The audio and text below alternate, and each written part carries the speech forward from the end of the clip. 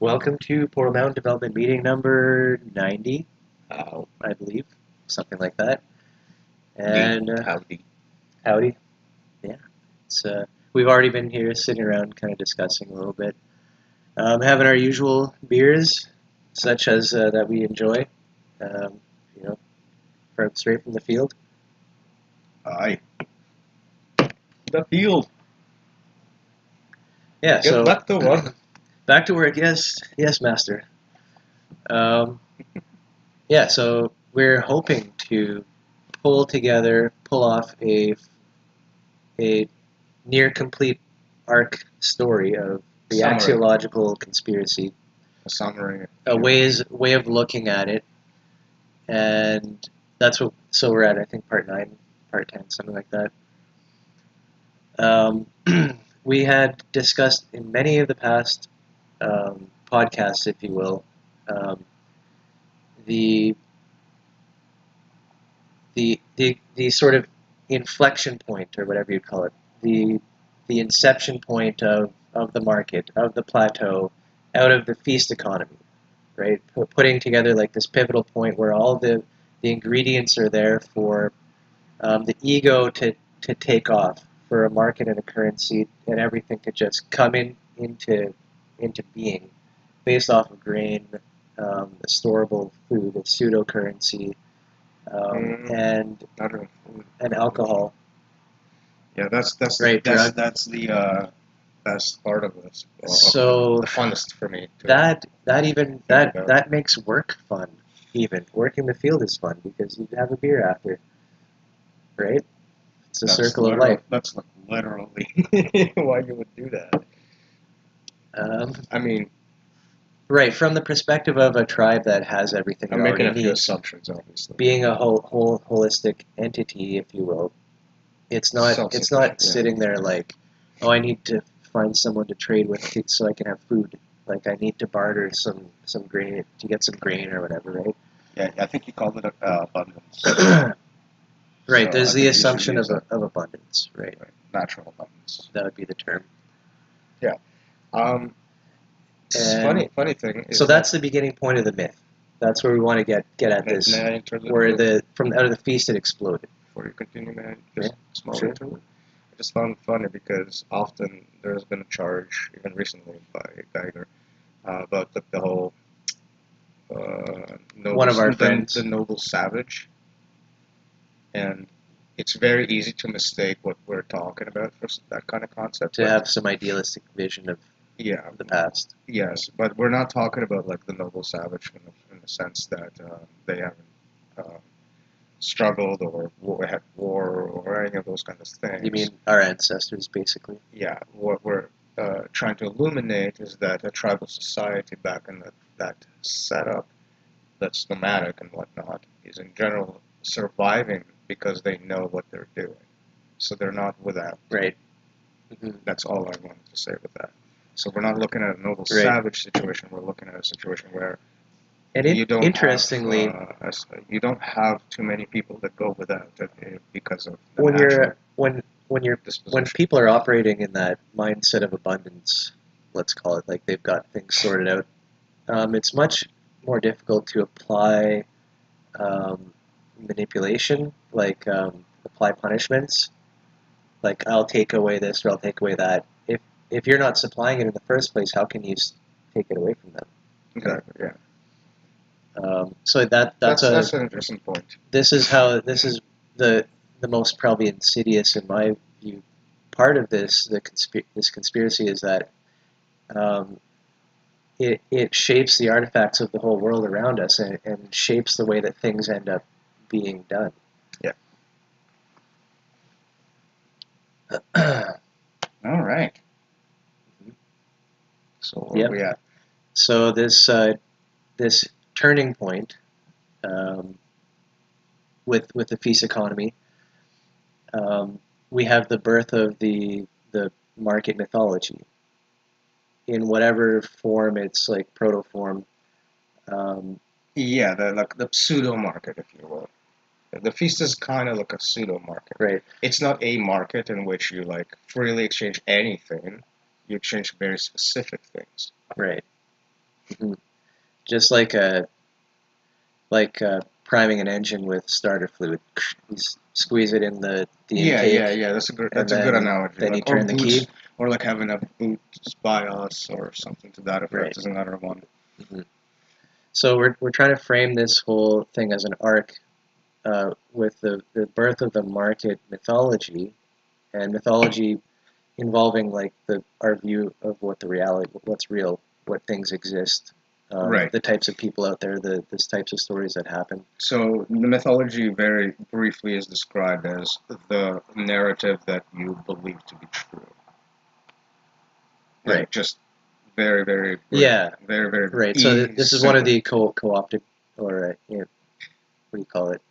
Yeah, it's a Appropriated terms. yeah, it's a way to say it's a narrative that contains meaning, right? Like so, a mythology would be like the meaning Right. giver Hmm. of some kind of narrative. So when you have certain words appearing in that narrative in a combination, the mythology gives that the framework to as to how to look at that. Hmm. Interesting that the market mythology, which people experience, has no meaning inherent to it. It's self-serving and Right. automatic, and that people, I think, project that idea of what myth is. Maybe somehow, I don't know how that works exactly, but to feel that all myths are just hollow stories, right? Like, oh, I'm going to believe this No, one, no, or I'm going no. to believe that. That's myth, like quotation Yeah, marks. I know. Not I'm canon. distinguishing Okay. Okay. between the two. I'm saying Because what most people are primed to reject even the very idea as mythology as being a oh, the serious word. You mean concept. the word. Yeah, right. Right. It's a So Disney thing. yeah, no. In this case, we're talking about mythology in the sense that it's like a literally believed Right. portion of story that isn't sitting in your head. You give meaning to the next And action we tend to take a or the previous. phenomenological approach to how many of our terms are appropriated. Right. So, for example, for a myth like that, like the myth of progress, that there is an arbitrary point in the future that makes all of the turmoil today palatable. Like that is a myth that a lot of people actually Right. believe to be true. There's also I don't know if it's related, but pride in the past. This must be how the past is projecting the future. Pride in all of what has been. To Tradition say, oh, and you've got it so good now. I think it's the myth of tradition. I'm not sure, I don't recall them all by name, but I believe there is one that But the idea of progress, like, well, you don't have diseases anymore, and like these, not that you don't, but like that not there's that medicine is so much better now. Like, just shut up, and I it's mean going to be even better tomorrow, those are right? The sub-narratives that projection comes appear. from the future or past experience, right? Sure. To say, No, look what has gone. they're sub-narratives. They're Civilization is such a grand thing. We've so solved everything almost. so these are justifications to keep the idea that all of the turmoil today is going to be worth it one day. Though nobody knows which day that is and who is going Right. to participate But in it, it's because the turmoil of the past has resulted in today, which quote is unquote the one. progress. Yeah. It's already better. That's what I meant. So it's a justification. It's not a. So those sub narratives are Let's share this just they're justifying the myth of progress. They're the how. They're the sound bites. How that gets advertised. Of course, we're progressing. We've been worse in the past. exactly.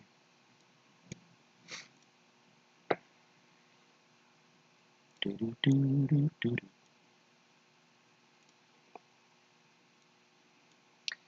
Last episode, we really hashed out the whole flipping of the plateau, right? And We tried to nail down the exact moment, and I think we got even closer today with currency yeah, discussion and with a clarification about barter right. I don't think as that happened being before. always misunderstood and misused. So we need to appropriate the term barter That for one. maybe go over where the mythology of progress is utilizing barter as a false start. You know what I'm talking about, right? Um, That the trade does not yeah, progress a plant. barter. That's not what it replaced. Right. It's like a red herring. In looking back in the past, to be fooled because people make the argument, well, I'm not gonna, you know, I don't need 3 chickens. I have shoes, and I need a cow. yeah, I've got a So I business to gotta. run. I can't accept carrots. I'm sorry. That's what it amounts to. That's the knee-jerk reaction to it, right? And And yeah, I don't. where currency made it supposedly easier to just transfer the currency around and get exactly what you need. So we clarified something today about difference between In between us. barter and trade. Yeah, when we were talking earlier. Um, and what I think the idea I had in my head is that bartering, just as the way people understand it, like that. Oh, I got a business to run. I can't accept carrots. Well, okay, that's all that bartering is, right? That's the red herring. As if this is going back to a time in the past. Is look how shitty it is. How is anyone going to run their business on carrots, right? You're like that. But that's an We assumption that ain't there's businesses. we ain't going back. Yeah, and all this crap. Um, but so we I think we're able to more finely um, denote the takeoff point for the market mythology and its structure Yeah, and what it and does. what's necessary for it. And so barter, as we discussed, you mentioned a scene from a movie about warring tribes. In the The past, they Deadlands. had a war. There was a Deadlands, the Deadlands, the movie Yeah, it called. was. It was. So It was. the tribe who transgressed, they agreed never to hunt or forage on those lands. So more like they had a scuffle in the past, like say 20 Yeah, I years guess you should prior, set it up right. and then I the didn't see it. the spot in which the battle took place basically was covered in bodies, right? So a bunch of Yeah, people died. So the enemy tribe makes a homage to the uh, tribe from which we see the movie, like from their perspective, and what they say is, and the initial greeting is like the we, out of respect for the fallen warriors from that conflict, right? We've never hmm touched that space uh, for hunting. We've never ventured into it for foraging. We've just left it as a sacred spot for your ancestors to be respected in. Now, why is this? Why aren't both tribes offering this same homage? Well, Why was it decided? So because one is paying tribute, it seems, to another, and because in a bit of because the a way. space in which the movie starts is inside the village of the first tribe, the one that did the respecting. It's from their point of view. Okay. So from their point of view, the other tribe makes an entrance into their village. That's how the setup of the movie goes. Like I don't know beyond that. Like it could just be plot stuff. I'm Like getting vibes of like writing, like history written by the victor and all this kind of stuff.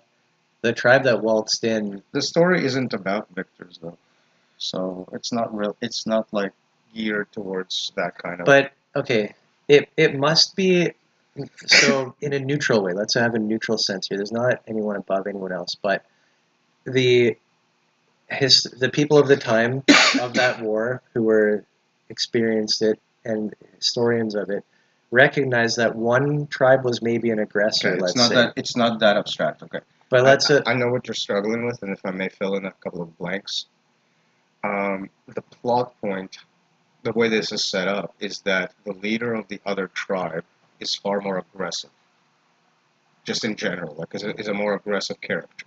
the foreign one coming in, kind of Yeah, demanding this barter. yeah. So that's kind of the setup. So his son is an arrogant prick, essentially. Okay, so yeah, this does have like enemy market type vibes to it. Not market, because he's after glory. Like Vibes. he conceit. He's like there's a conceit vibe. There's no market Yeah. vibe. So he's after Right, glory. yeah. He's there to like point. That's what I meant. He That's wants right. to push himself into when stories are told about me, they should be great because they throughout the movie you also see this line: if I don't return, tell stories about me. Like there's like these kinds of like small Yeah, nuances to it, that he and at the needs. end of the movie, when the main character is finally defeating this aggressor, he's like the aggressor starts to laugh, and is like, and the cycle continues, and they'll tell stories about me, and so on and so forth. And the movie ends with him not killing the aggressor, going, no. The story you will tell is that you were defeated, and the cycle ends here. Like, you get to live to tell the story, and you don't get to, like, have a return. That was their final agreement. Sorry, That's what wait. they bartered. The final barter was that I'm not killing you. He wanted to die at that point because Wait, death. which one is who was wanted to die? The The hero, the aggressor. who thought they were the aggressor. The aggressor got defeated. He was Yeah, on the ground, yeah, bleeding and all of that kind of stuff, waiting for the final blow. yeah. And then And they he bartered. starts to laugh, saying, "You do this, I will go down in glory, and the cycle will repeat, basically." And the guy goes, "No, you are going to walk away with the shame of being defeated and not killed, and that will be your story, and this ends here." And the Right. barter is essentially like another interesting Yeah. element there is that they took it as like that's exactly what they will do because there's no it's not like they were sneaking around the concept that, like I'll go away and then pretend and be a douchebag. It's more like he walked away accepting that shame and just accepting That's the reality reco- of it. It wasn't yeah, even that the one who defeated that him he's didn't not make it happen. He just he's not going to get the glory either way. So he doesn't. There's no point. he could have actually. Well, Think about it. it's not how the movie ended. I know, but he had that choice and he took it. He accepted the trade, the Right. barter. Yeah. Yeah. And that's what I'm saying. It's like it's a gift trade. It's closer to like it's still closer to gift than it is to say trade. That barter. So they didn't even barter with like tangible anything except for like maybe not getting killed. They bartered over like the way the story is going to move Yeah, forward. it's like a choice was made in the storyline. Here's our choice. And this is the next moment. But because one offered what they want to see happen, the other saw it as an opportunity and agreed, and that's what happened, right? Yeah, it's a very like again, it's a movie first of all, right? Like so not So let's not get interestingly, in, they both but the wanted idea. that outcome because why would he start laughing and say, "Haha, this is what's going to happen"? That's why he said, "Tell stories about me," to So protect himself in a way. the protagonist said, "Tell stories about me," before he left to chase this antagonist. Mm. So he said, "If I don't return, tell stories about me." That's like the setup for the thinking, if you That will. was the guy who got let go, though, right? No, that's the guy that let Oh, the him other go. guy. Okay. And then at the end, the guy that got let go also mentioned something to the same effect of like tells the stories about my glory, Right. but he got denied that So they both. because the death would have been the glory. Like if him getting killed in battle would have So been they were both in that mindset already. Everybody thinks tell stories. in this way. So this is not a situation of So they both market, understood each other. but it's not a situation of market. And It's a there was situation a of not moment of mercy. yeah, and that mercy wasn't like deserved or anything, but and in the whole thing, there's another character there that is like, oh, like, tells Sorry, stories just about yeah, confirming. yeah, and all of this, the guy that so the protagonist, his father gets killed. He's the chief. The antagonist basically decimates the village in the beginning of the movie, and this is why he chases him towards the end of the movie. Mhm. So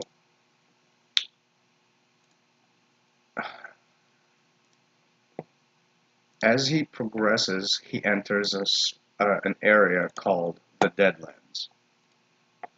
This is like why the movie is called the Deadlands. It takes place in this weird area that it's called Deadlands because there are no people there. there was a tribe, and in one night there was no tribe. Right. So from that point on, that area was seen as the Deadlands, and there was a creature there, quote unquote, that essentially decimated anything that entered it. So if you try to hunt there, if you try to forage there, chances are you ain't coming. That essentially decimated anything that entered. So if you try to hunt there, if you try to forage there, chances are that essentially. Wait, where is that even coming from? Uh-oh. Stop it. Oh, I see. Where is that even God. There we go. Thanks. Uh-oh. Can I continue? Yeah, I think we got the idea. I don't know how far It's a good we're movie. gonna I just get. want to finish the Sure. plot line. Sure, Nick. So the kid enters the Deadlands to chase after the antagonists, which they take the chance of also crossing. And actually, instead of chasing them down right, he goes and meets the person that is essentially responsible for other people disappearing, and he just like says, like he goes right to him, like talk to him, and barters basically is like, you help me because those people that have done this to me have um, entered your land with the disgrace that they have. Like they don't care about you. They don't respect. Yeah. They don't respect like your. So there's like like an alliance kind of. Right. The guy's like, kind of laughs at him, calls him a boy, basically. He's like, when are you Yeah. gonna grow up, kind of thing. But decides to like help him because he was the person responsible for the disappearance of his own tribe. So he has a lot of like guilt-ridden sort of qualities to him, Yeah. and it will be his way to quote unquote redeem himself by helping somebody so innocent.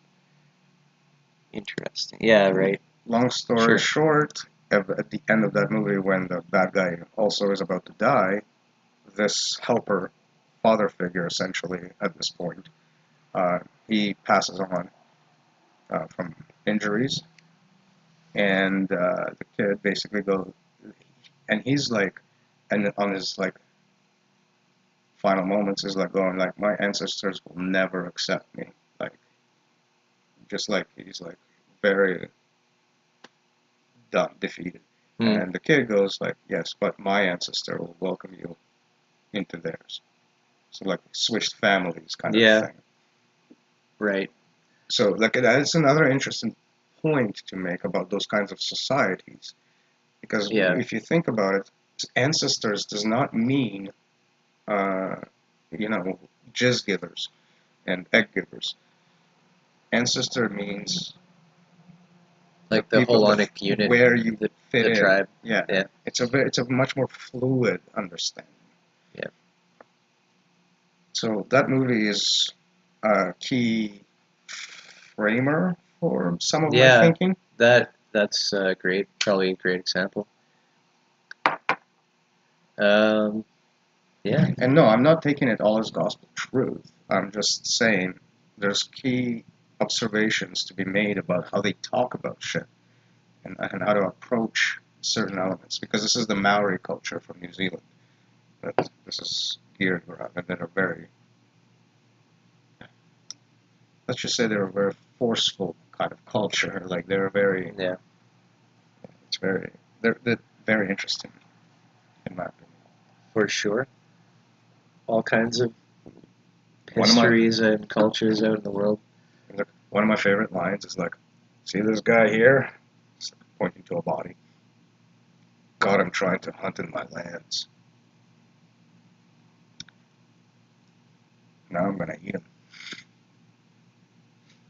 Yeah. It's like, tell me your story, and I will decide if I'm going to eat you.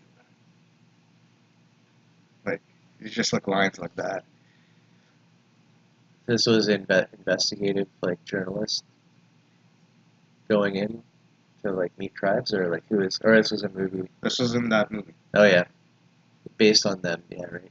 Yeah. So like, there's another scene where they off one of the perpetrators, and then they're sitting around their own little campfire, and this guy's just like hacking away at his leg. So much work and not enough meat for this. Yeah. Well, anyways, that was a super long tangent, but I think Sorry about that, but it's I- like really cool. I think we have established barter as a term better. Yeah. And In that movie, barter market, is the conversations that this guy had when he met him, for example. Sorry, I interrupted. it's okay. Trade would be what you see on the other side. Trade most often done with monetary currency. Or some kind of substitute. Mm-hmm. Like, currency is funny because you can have your formal currency, right? Like your coin, your bill. You can have informal currency like your Bitcoin. So the idea of currency is very simple. It has to be storable. Like, literally, it's defined by those qualities. When I say, I'm not saying currency in the definition of English. I'm saying currency as I'm speaking about it. It's just those properties. Can I suggest thinking about currency as being related to commodity? Well, currency becomes the first commodity. But as it becomes the first commodity, like the ego and market and everything springs up at the same time, it's already it's kind of like first but not first. They're all commodities. You know what I'm saying? It's like a threshold. At first, nothing is a commodity, and then it flips, and then everything is. I could seen see as that. a commodity. Yeah. No, I'm not talking about pre-civilization. I would be talk like modern context. That if you go above plateau, yes, currency is a commodity. So is the ego. But so is the ego, also so is commodities are currencies in markets. Not necessarily. Some things can. So the whole salt thing, for example, the food preservation situation, made food into commodity. Allowed food to be commodity. Yeah. Okay. There's definitely a distinction. Like let's say. Because you can't fish and sell that fish 5 days later without refrigeration, right? Like that's not going to happen. You're going to eat it, or it's going to rot. But there are fish markets. Yeah. Once you have salt. Right. Yeah. To have salt, you need settlement. To have settlement, you need feast. So you still can't get there until you have the settlement. So in order to, the first commodity becomes the grain, right? And it's the currency. And then everything else becomes like compared to how much grain does it take, or if you take it further. Yeah, I think we almost clarified. I think we almost got there, but also I don't know how much we want to get stuck in this exact area. Again. Well, we're not stuck. It's like we're clarifying something specific, and if a nuance needs to be hashed out. But like, let's imagine, I don't know, like garden produce. Right. Like you can grow tea in your front yard on plants, and that could act as a currency among neighbors because it's like, okay, it's a thing that, okay, it's how much you can by weight. Do by weight. Is it dry? Is it wet? So before you imagine that, let's step back a slight bit and imagine that the people... I'm talking modern times, like today. Okay. You could have... Alright, I'm not. So I'm going on a slightly different tangent. I don't know if it's relevant. Maybe I'm imagining a little bit earlier in times, like not so modern, but So because you go to the store to get tea, it's just there. No one's going to do that. But that, in say hundreds of years ago, whatever, there's not the supermarket, yeah. and yet everyone can grow tea in their thing, and some people have it, some don't. So There's a the currency to it. Industrial Revolution made everything come up fine. Even like the last remnants of uncommodifiable sections, I guess, of land or whatever the fuck you want to call it. Right. So up until the Industrial Revolution, you still had to rely on local models like operations to just maintain the bare minimum of the system. The Industrial Revolution is another flip in which that gets turned around on its head, and it's now the industry that does that collects and redistributes the things that the individuals need locally. That didn't used to happen before. I mean, not to this So extent. we just need to flesh out currency and commodity. I could be talking about commodity, maybe I am. Yeah, but I don't commodity. want to get stuck in just talking about this and fleshing out. Commodity is Like we've got another hour. Commodity is something that Couple would hours. have meaning in general, but is reduced to its number for transportation across the system. So it's laundered through the system. Yeah, It it's loses number the meaning. like 10 grams. It's Right. 10 grams of this flour. Exactly. You sell it to your neighbor. Right. That's what I mean by that. So I think I want to interject a little bit and talk about gardening because as a concept, like just gardening itself, from the model that I've been trying to build, when the human encounters the field for the first time, they are hunters and gatherers, but they are gardeners as well. They already know how to deal with plants. Right? Yeah. So we're not talking about unknowing, uneducated, so to speak, people. We're talking about a perfect storm situation where those skills create something new, for better or for worse. Working the field. Right, because they already have the gardening knowledge. It's just an expansion on the premise.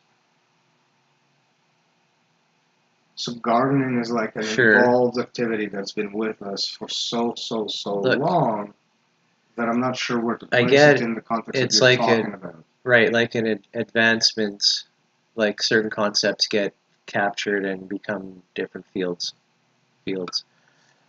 Yeah, like tending to the field is basically an expansion of our already pre-existing gardening knowledge onto a situation that we're new to. This is my Right. Okay. Let me. I would like to set up the scenario where it's. I'm kind of imagining, like, just guessing at localization of the economy as being a thing that people will tend to try to do in response to market collapse. Um, and so I'd like to imagine that as the Sorry, say that again. scenario. The Localization of economy. So people losing. And in response to market collapse. Yeah.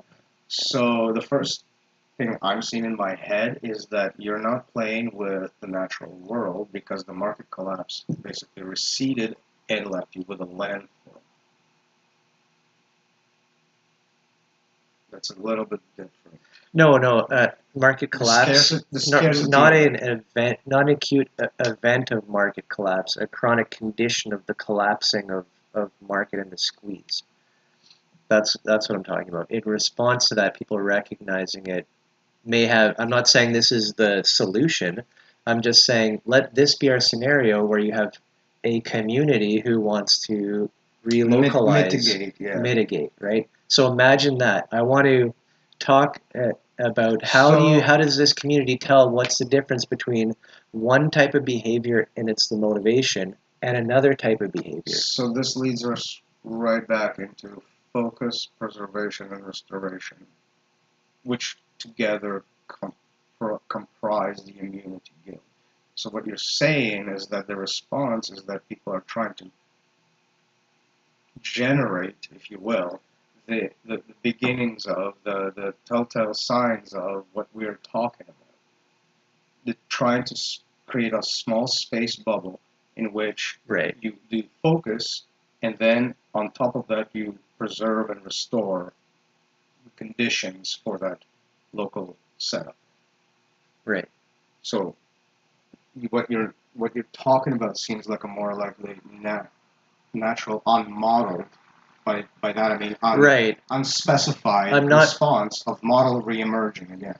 I'm not trying to like talk about a cult doing this Yeah, for yeah. like selfish reasons. This is It's like a normal response. a normal response. I'd So like that to be the focus. scenario when we're talking about So currency. focus would be an abstraction of that response. When we're talking about Yeah, the immunity right. guild, Yeah. we're talking about that response being more formalized. So it's not just gardening. It's your room, it's your teeth, it's your, you know what I'm saying? You take that Everything. concept, you take that concept to like The on the holonic, outside, the holonic model: shelter, sustenance, maintenance, and fitness.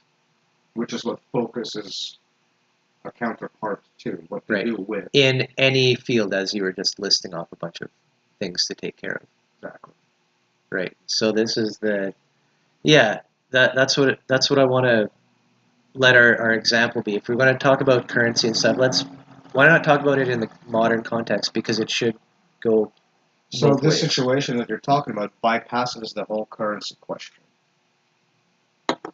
Right? It's like a forceful reemergence of model in a very small bubble, where it's just about the vegetables and what they need and the people that eat them. Right. Okay. Yeah. And there's like a pseudo trade guild formed around that, where people will invest their own monies into importing and exporting. Imagining as a generic scenario, but yes, it's probably helpful just to describe the emergent guild. Right. Yeah, this is where I would place that personally. Yeah. So, in other words, you're still going to have trade, currency, all these. It's a bubble. Membrane and all that. So, Right. trade and currency is about like importing soil, importing seeds, exporting waste. And so things have advanced. In a way, you could say, like, gone towards their extremes, that it might become easier to talk about stuff like currency in this environment. Yeah. Anyways, with that, we shall take a short break.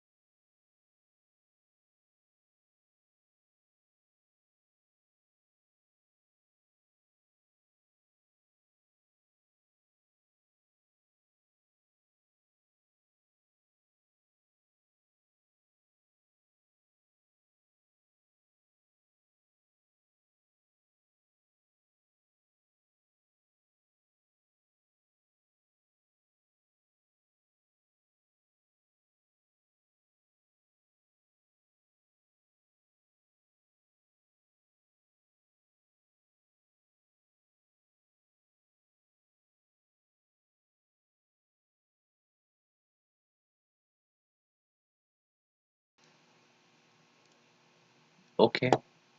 Yep. So we were going to try to more fill in the arc. We did just get to talking about this. So now, what sort of aspect of this? And the mythological arc is the market mythology has been introduced. A whole bunch of processing and churning happens to create civilization as we know it.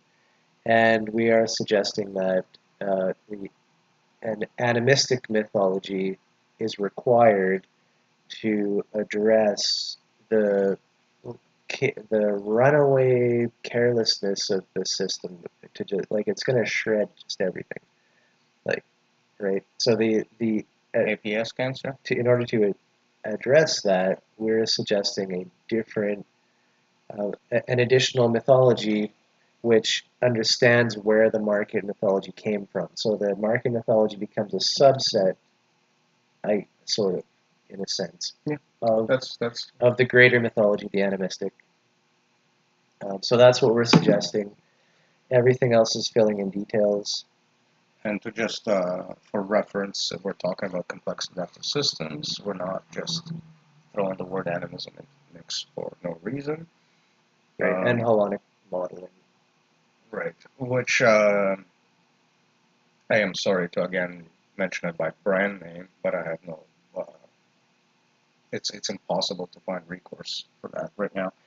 The C word. Yeah, so like, because Scepter takes both of those concepts and blends them together. So you have your complex adaptive system, you have your protocols and signals and mediums and stacks Right. and all of that You've stuff. got the semantic trees processing, like for membrane, for holon membranes and all this kind Yeah, of stuff. so in the way that they're describing their complex adaptive systems, they are holonic to begin with. So it's kind of like, Right. that's why the But C word appears. it's neat that by putting it in computational form, it's actually sort of validates like The thinking? thinking. Yeah. Yeah, it sure does.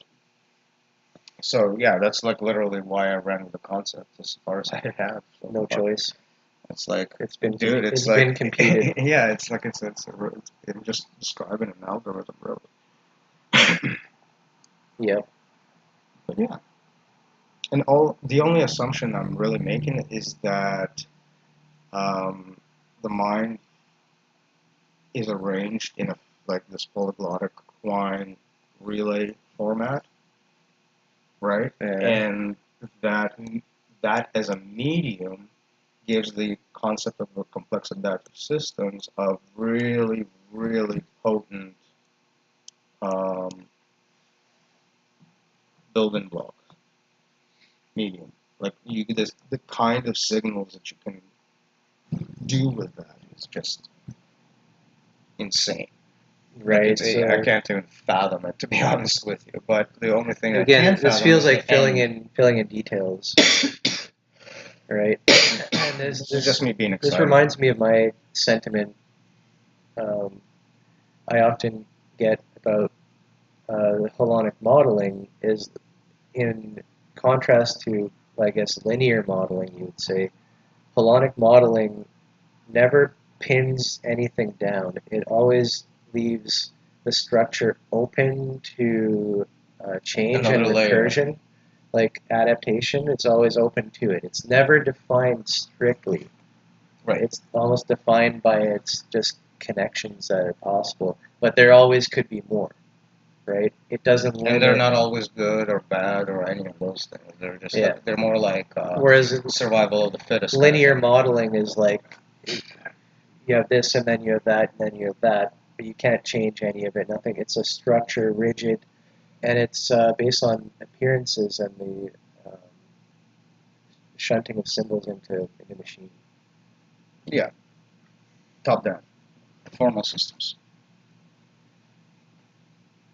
By formal system, I mean you have to have the symbolic representation already set up so that you can do the symbol shunting to begin with. So you need that. And this is like the idea of having a business. So hey, I'll incorporate my grain field and start making alcohol, and you get these types of ideas. Well, but as a machine in your head can calculate that you're going to expand your own ego. I'm going to sell this grain to this alcohol maker. is more to that point. Right, yeah. In modern context, yes. Well, it would have already been that in ancient context, unless you're still in the feast economy where it's kind of like more negotiated on the fly. Well, there's the inside and outside class. The inside is the family that owns the field. And once you have a friends. family that owns the field and does the collection, that's it. They're disconnected from everything is obfuscated through the export and import and export and import. So it's already just currency. That's their economy becomes shifted over, flipped to everyone's going to just give me stuff because I'm just giving them stuff. But it's a regimented and calculated thing, which is very different. And this is the era in actual history where we get writing, like expanding and formalizing. And what did they write about? How many beans they counted. Complaints about fucking the copper, the grade of the copper. Back then, yeah. Like literally what you see now, like copper. Back when I was growing up, copper used to get some shiny. There wasn't green shit all over it. These days, be lucky to see anything looking like copper. Yeah, most of the writing was done to keep track of production. That's what writing developed for. To keep account. Sure, yeah. The initial acceleration. So this is the rocket ship launching off. You've got this excess of surplus, the grains. You got, let's say, a family that wants to control it and gets this in their mind. That's what they're going to do. You're creating an elite class. You're making it sound like it's like a decision made over a conversation, but this is like a generational thing, right? Like you have to have mythology. People are getting these ideas though at this time. They're like, hey, let's you and I let's work together. Because they can calculate in their mind that they can get that return. I pointed this out before. You get a situation where the elders that used to exist in the world before that disappear, and now all of the elders have grown up in that world. So what they're going to do is they're going to justify that instead of... So they're going to reinterpret everything, which is exactly what happened. Sorry. Which has been shown to happen in many spaces. Like the mythology got reverted. And this is like going back to the Joseph Campbell type stuff. You're right to point to that because the transition over such a major shift of just, it's like getting off the boat and stepping on land. Like the old generation who knew how to do the boat, that's completely irrelevant. All of their whole experience, it doesn't even matter anymore. So yeah, there's definitely... Or if it matters, it gets reinterpreted in a different way. This is often, I think, symbolized by 40, the number 40 in the Bible, through the desert, the number of days of exile kind of stuff. To come back, or the generations have forgotten, have shifted after 40 years. That could be a noteworthy annotation. Yeah, it sounds like an ancient observation. Sure, to justify, it is. Maybe not even to justify it, but just as an observation. Telling the story better of, it's not like people were just living in peace and harmony and not be, well, you know what I mean, living in abundance, and we're suddenly like, hey, I could get rich. In the desert story, they are living on natural abundance, the manna, right? Like they were never in want for food or drink. Right. That's a key element of that story, that there is abundance, that they are entirely reliant on God. And I think it's an embellishment, but the idea is the same. That's an archetypal ascension. Yeah. Mm-hmm. Right, so you've got this setup. It's a gradual progression, but when you're on the other side of that progression, it's all like condensed into like, this is the way things are. So for those few generations, let's say, there's probably a lot of like turmoil and panic in the older generations, trying to be like, this isn't right. And shifts in who does what and all those kinds of different negotiations. And maybe in many cases the elders were able to convert the field back to land or whatever, To keep the feast. in a way. I guess, yeah, maybe from going at either stage. There's two stages that, They would have known they wouldn't have been stupid enough to not know if we don't do this and this and this and this, the feast won't happen. So there would have been motivators to, keep the peace or to renegotiate, to rebarter. right? Okay, so that kind of, to me, frames it as there's a lot of external pressure on the land. Everyone wants the alcohol. Yeah. So therefore, even if the elders have criticisms, It's well, narcotic. this is the I'm gonna way call that it it is. narcotic. This is the way that the system works and how we get our alcohol, and we all want it. So elders kind of go to bed or something. Sorry, I'm Go just ahead. being a dick. Go smoke some pipe weed, right? Yeah.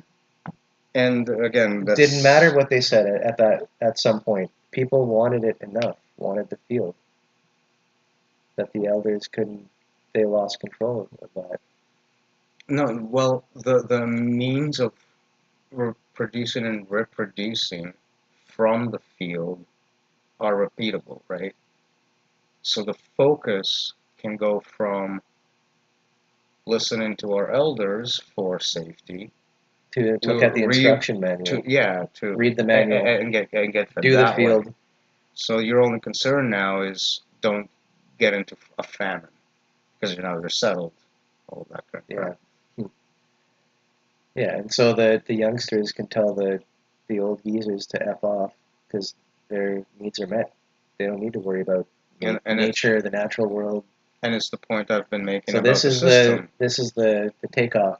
Those Yeah. few generations, and often they would crash, they would get killed, whatever. But it's a bubbling effect of eventually, with this keep emerging, you're going to have bigger. Some domain is going to just take off, and then it's never going back. It becomes strong enough to build walls and man them and start Well, once you're creating and start getting slaves, doing war tribes to just sweep people up into slavery. once you're basically 3D printing your own rocks, concrete. Well, once you're at that stage, you can match your natural world to right. And I like the idea of the wall itself, the walled city, the wall being a virtual thing, which sort of expands into the psyche and all that. It's not a physical construct of how a group is secured necessarily. Not a group. How a field. Like a stack.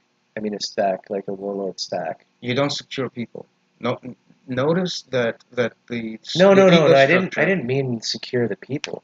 I just meant that the people are part of the commodities. system. It's the commodities that get secured. So even if a person is protected, it's not the person, it's the status. Yes. So I get it. So actually, my statement was accurate. So walls and all of that stuff is the misdirection of preservation and restoration, which are natural immunity qualities, into the domain of commodity to preserve and restore those at the expense of the utilizers of said commodity. Mm-hmm. Right. It's offloaded. Yeah, and because the people that are like responsible are commodities through agency, it doesn't matter. You can just replace the people. So you can. Well, not so you don't need to protect them. You can't replace all the people. You don't not forget. All. Don't forget you have different classes. No, I'm saying in a class. You can't. There's this class is a higher class. You can't just throw them out. No, not the class. If you kill somebody off, in a class, somebody in that class will just replace it. Yes. So that's. I wanted to point out that there's a multiple stratification or grading of classes created. Yes. Where there are some commodities, people seen as commodities graded so low it's below many other things. What I was more interested in is the misapplication of preservation and restoration towards commodities, in which people get protected more like a byproduct of being a certain commodity within the market. So, Yes. so, No, you're right. so what's interesting about that situation is that if you're that kind of person, This is the you feel disconnect. you feel like the system is protecting and preserving you, Right. right? So what do you want to do? You want to protect and preserve that system. Naturally, yes. Yeah, Stockholm syndrome, anybody? Yeah, it gets into that, but like in a very Yeah, oh, like yes. you got to find it. Yeah, it's there. So I think what I was trying to allude to earlier is that we can go through currency, market fiat, soundbite, There's a lot. I took a lot of notes. I would have ledger, to. narrative. That sequence Feel though. free. No, you lead. I'll fill in the gaps. No? Oh, yeah, where were we? That's the thing. You have So to remember what have we spoken so far to the audience? if What? you were my AI, the prompt was uh, so the axiological conspiracy. It's I'm not. glad you caught on that because I felt like I was treating you like an AI before when I wrote. Remember this list of things? I'm like, okay, now go back and just tell me that list. I'm like, okay, no, that, and just one after another, we got them out. But I was thinking in that moment, like, this I is how we interacted through an ontological matrix, I right? don't have the same memory issues that ChatGPT has. No, thankfully. My God, fuck, that's annoying. But no, the reason for plugging those into is that we started off saying there's no a single entity that can be called responsible for a conspiratorial narrative here. That's not what we're Right? talking about. So what we want to do is say how the conspiratorial narrative emerges out of the setup of its circumstances in Right. which nobody's Yeah, at yeah. fault, but everybody's still responsible. Right. Nobody, there's no bloodline responsible or this or that you can try to No, point to. responsible is in is your word in the sense of the ability to respond. Nothing That's how more, I like to. nothing more to it. Yeah, right. So there's no, there's no, Responsibility doesn't mean accountability. That's something different. there's no person out there accountable for what happened here, what we're No, describing. no, there might be people accountable, the record of accountability, but responsibility and accountability are two different things. Sure. The ability to respond is one thing, the record of what you've done is another. Right, and again, that's another appropriated term. Right. I just want to make sure that we're So not I'm mixing. talking I don't want pitchforks. to. I don't want to mix. There's nobody that you should light your torches and don your pitchforks and come after, as a result of understanding what's going on here. Right. Record of That's all I accountability wanted. is not for others to hold up against you. The record of accountability is for you to have it as a source of feedback. That's what it's for. Right. It's not a ledger for To rewards and change or develop punishment. into better. Yeah, it's not a ledger of rewards and punishment. It's not a source of anxiety and regret. The word that we're Right. using. In the way that we use it, that we would always point to something like that. It's not, the purpose isn't to be shamed. Right. So accountability never refers to that kind of stuff. Right. Responsibility refers to your preservation instinct, if you will.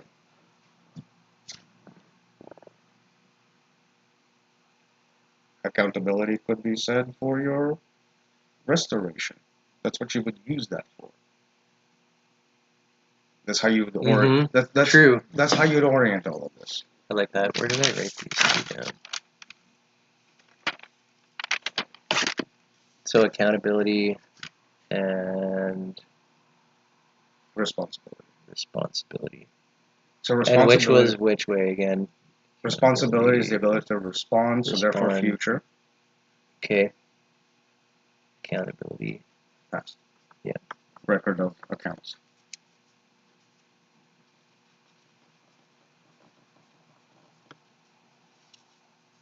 Right. The ability to do something about it. The responsibility. So as terms, there are tools for orientation And rather than solidifying narratives of some kind about tools the for end. orientation, right? They're That's what a about, myth. like, That's what a myth is for. We're mythologizing. they're about like the path forward rather than identifying. So it's about the verbs rather than about the nouns, if that makes sense, in the narrative. So the outcome of the outcome narrative, the purpose of this whole exercise to begin with, is to not orient the narrative towards entities and their identifiers, but towards Right. actions and the progression. So more processes instead of just like processing a dead reality, where this thing is that, that's identified as that. Therefore, I shunt it into my machine, take this action. Which is nothing more than categorization, which is nothing more than the problem of fucking counting. Right. Yes. Yes. So the way that, so the animistic mythology is a description of emotion, a description of things that are in motion. Medium on which things communicate always, and built up in complexity in that communication. Right. Aliveness, if you will. And that's the fundamental difference between the mythologies. So we're, in a way, like the thought about the proposal of going back in time, previous mythologies in pre-civ and tribal would have been this having this more dynamic Right, motion. you would find a common myth in tribes, amongst tribes, but each had their own individual version that worked for them. Right.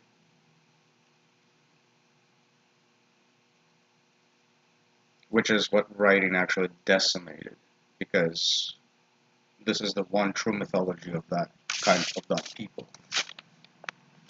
Ironically.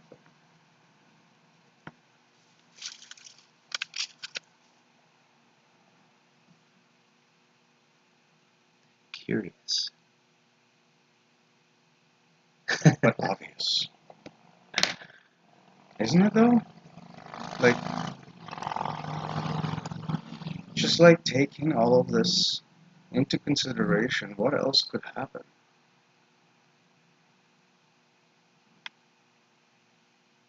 Like, it's No, almost like inevitable. yeah, It becomes that's kind of inevitable. that's the point. And that's why Yeah. I call it accelerationism. Like, the model is an accelerationist model from that perspective, in that it looks at the ego stack and sees the climb towards potential and its consequences of fall. Yep. To me, it's fundamentally accelerationist in the most best way you could ever define accelerationism.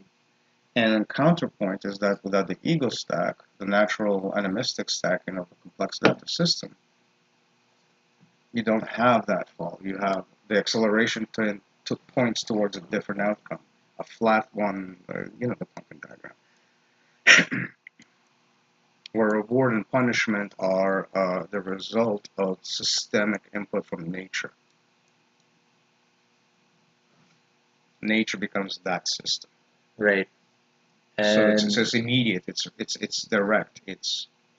I like There's to no delay. There's no surplus. I like to connect how self is important here, as opposed to ego. Well, it doesn't get sold. Right. And so the need for ego poking mechanisms dissipate. Like, what would you use them for in that scenario? Become irrelevant.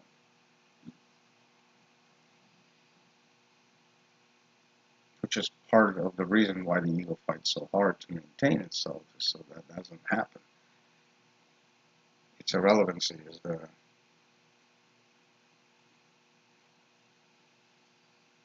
interestingly enough, it's the only concept that is deathly afraid of death. And by that I mean it would die to preserve the concept. It would kill off the body. Right. In the notion of self-preservation, but preservation isn't that of the Right. Yeah, like mechanism that allows it to exist. seppuku. Worse. What do you mean worse? I'm just giving an example of doing that.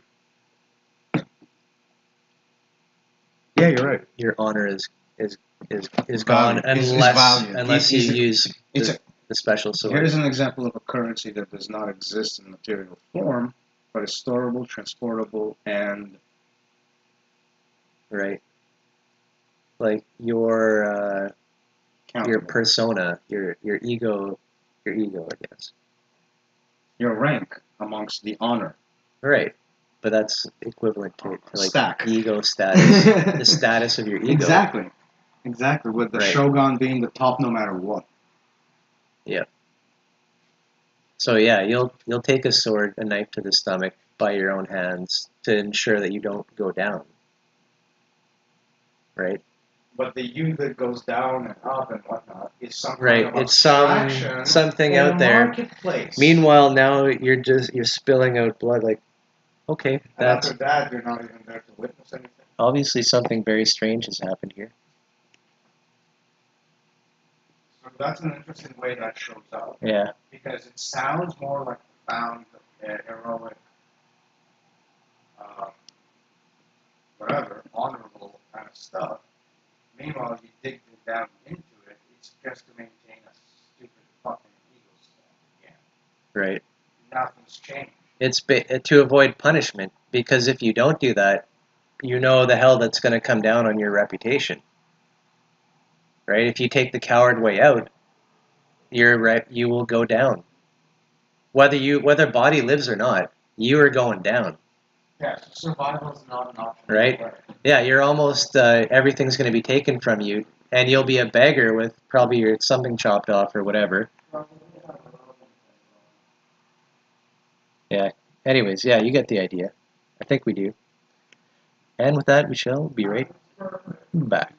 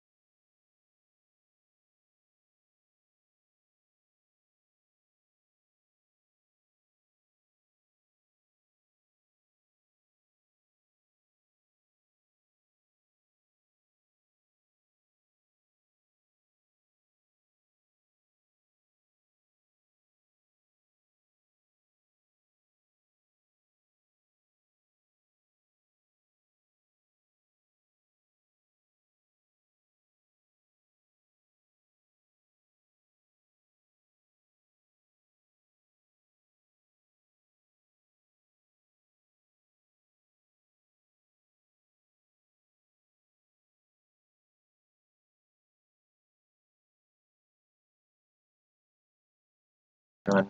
Brain makes currency. Currency externalizes conceit calculation. Transforms self to ego and narrative. Allows for the apparatus of the market machine, which on top of that, on top of installing ego into the narrative, it installs things like the moral outrage narrative, which we can pull apart as left and right. The opposameness that maintains the stack and allows for a constant antagonistic relationship of the stack in terms of reform, revolution, and war.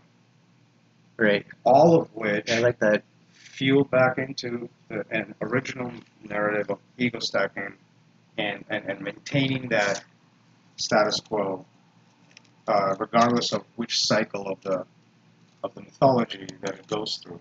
It mythology being capitalism compiled with You mean market mythology? The market We're mythology, calling it so- market mythology.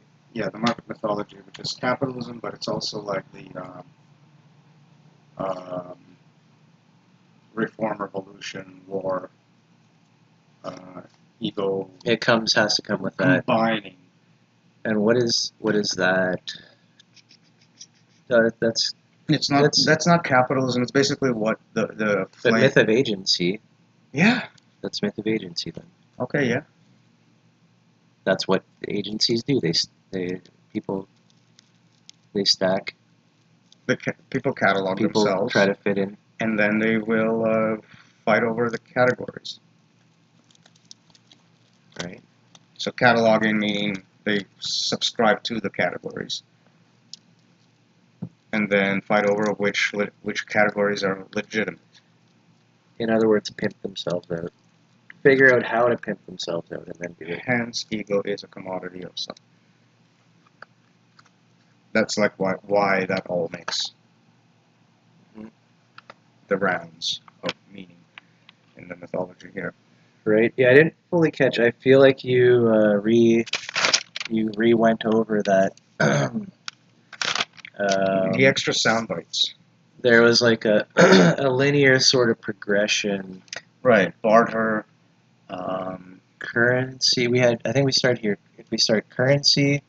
Oh yeah. Market, fiat, soundbite, ledger, narratives about this, that. turning into punishment, reward, and I don't know if that was probably might end it there, but what is this saying? Market myth. Market Myth, agency myth. Yeah. So to unpack, we go from trade, right? And trade means we have currency. So we're past the plateau. The market mythology is taking root. Right. It dictates by fiat. Instead of having like the barter that we describe in that movie and all that. Yeah. It all gets commodified. The reflection of that type of behavior becomes what's called trade. Right. So in this case, you have currency involved. And currency is like your barter. It's like what the barter to trade myth justifies. Currency is the application of like numerical categorization on top of a product or commodity. Right. So if you don't have that, you can't calculate through. You can't make calculations based upon the movement of goods. Right. One of those goods is yourself, right? And the conceit calculation that is also pre-existent as a matter of narratological building gets hijacked and externalized through currency. So your sense of self, effectively, in the story that you tell yourself, is now appropriated by a ledger of values that is extrinsic to yourself, which has never been the case before, at least not to that extent. And in this case, because of numerical ability to be recorded, and it's actually numbers at this point, you have a situation where it's like permanently stitched into the environment, not a situation that also existed before. Right.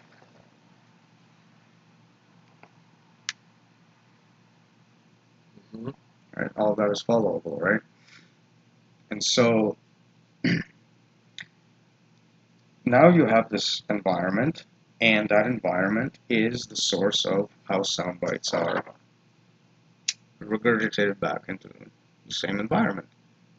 Like you have those records, so of course they're going to be part of the next soundbite and the next soundbite and the next soundbite. That is all that's really meant there.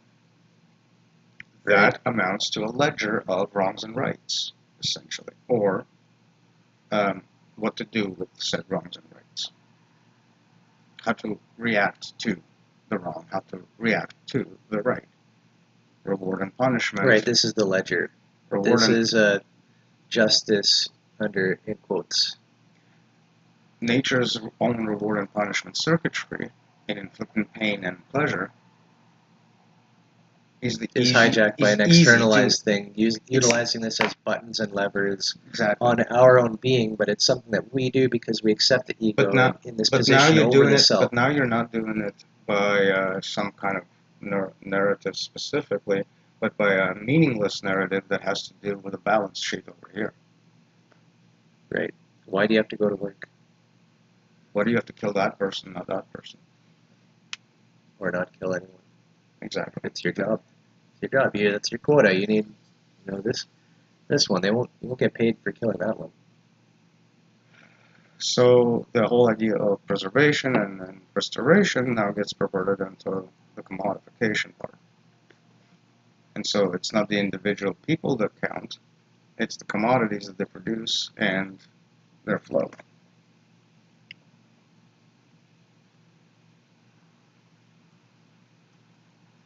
Uh-huh. And those are the sound bites that keep making it back into the narrative, like even from the get-go.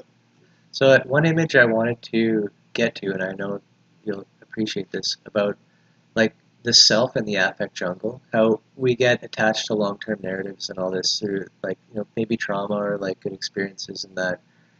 And this is the normal operating that historically of this space, this self of who we are as a biological in our memories and this ongoing narrative, right? Like we're always continually constructing this. So within that is a subset called ego, which is like, okay, let's say there's things have been happening within this space of neurochemistry.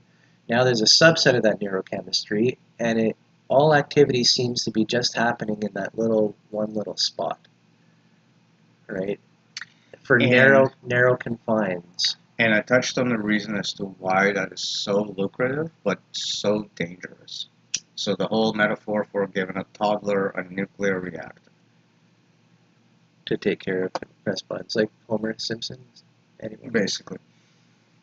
How about giving a reactor to Homer Simpson? The idea is that our diversion of our thinking patterns onto numbers is like an immature endeavor. You mean it's like a simplification of our thinking thought patterns into categorization? No, I mean the mind that is being introduced to numbers isn't currently ready to deal with. I'm not talking about like any individual person, but like our upbringing, so to speak, introduces the concept of numerical calculation so early, as immediately as possible. For a mind that isn't actually ready to handle appropriately handle transactions, position it in their own development. Right. And we have no guidance for any of that. We try to teach math to as young as possible, right? Like, and that's not the bad thing. Like that, I'm not talking about like let's stop teaching math. What's the relevance of teaching math here? How does that, like, to become aware of the?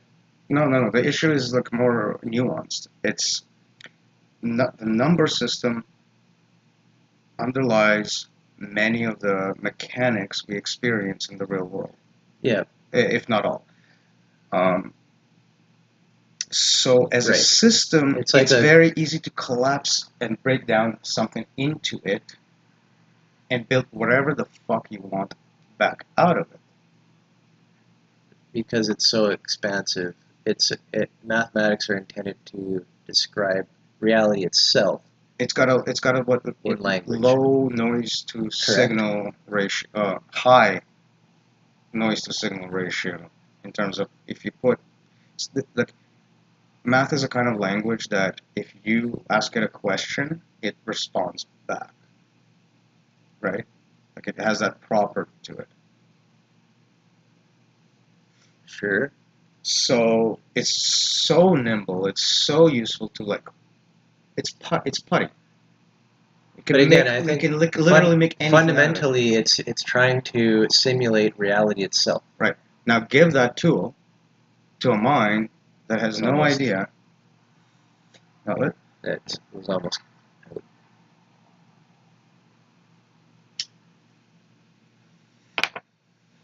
Now imagine giving a tool of this kind of pliability to a toddler, and that tool has the capacity to fucking nuclear react.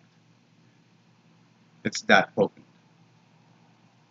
This is what humanity is with numbers. Yeah. And by nuclear reactor, you're talking about the potency. The potential for breakaway in terms of like breakaway civilization, in terms of like a cancer process or a tumor process, or an the facilities, uncontrolled reaction. That would be this exactly. The analogy is a reactor core, which can. And the reason I use the word a toddler is because the toddler would not have the wherewithal to like really go beyond the small little dashboard that there's in front of them to realize what the scope of the real problem behind the dashboard is. Let's say and it doesn't have the capacity to learn that in the meantime either. Let's say you've got this toddler hooked up, they've got a lever, and radiation feels awesome, and they're right near the reactor, and you can push the lever up and it feels great. What's going to happen? Right? I mean, it's a very, very naive example, but that's the point. Yeah. We'll acknowledge the naivety of it, but it is kind of the short picture. You got to AI that image. We'll do tonight, perhaps. I'm gonna use the prompt of what could possibly go wrong. See what it says. I've been enjoying, like, I guess I've had a subscription for, I don't know, it feels like almost a year. I don't know, AI and all that. Just dabbling. It's I find it's being a skill being learned, right? How to prompt. And I've been getting into, I feel like an intermediate stage is when you start saving prompts and like having the AI refine the prompts for you so that they make better whatever you're trying to get. And then you just give the prompt in like a context paragraph and let it go. It gives you the same thing every time, right? And the O version, which is recent for ChatGPT, is connecting all your previous conversations in. Which I feel like they've finally, it was going bad. It's still flaky. It was going bad, but I feel like it's actually been fixing itself. So where were we?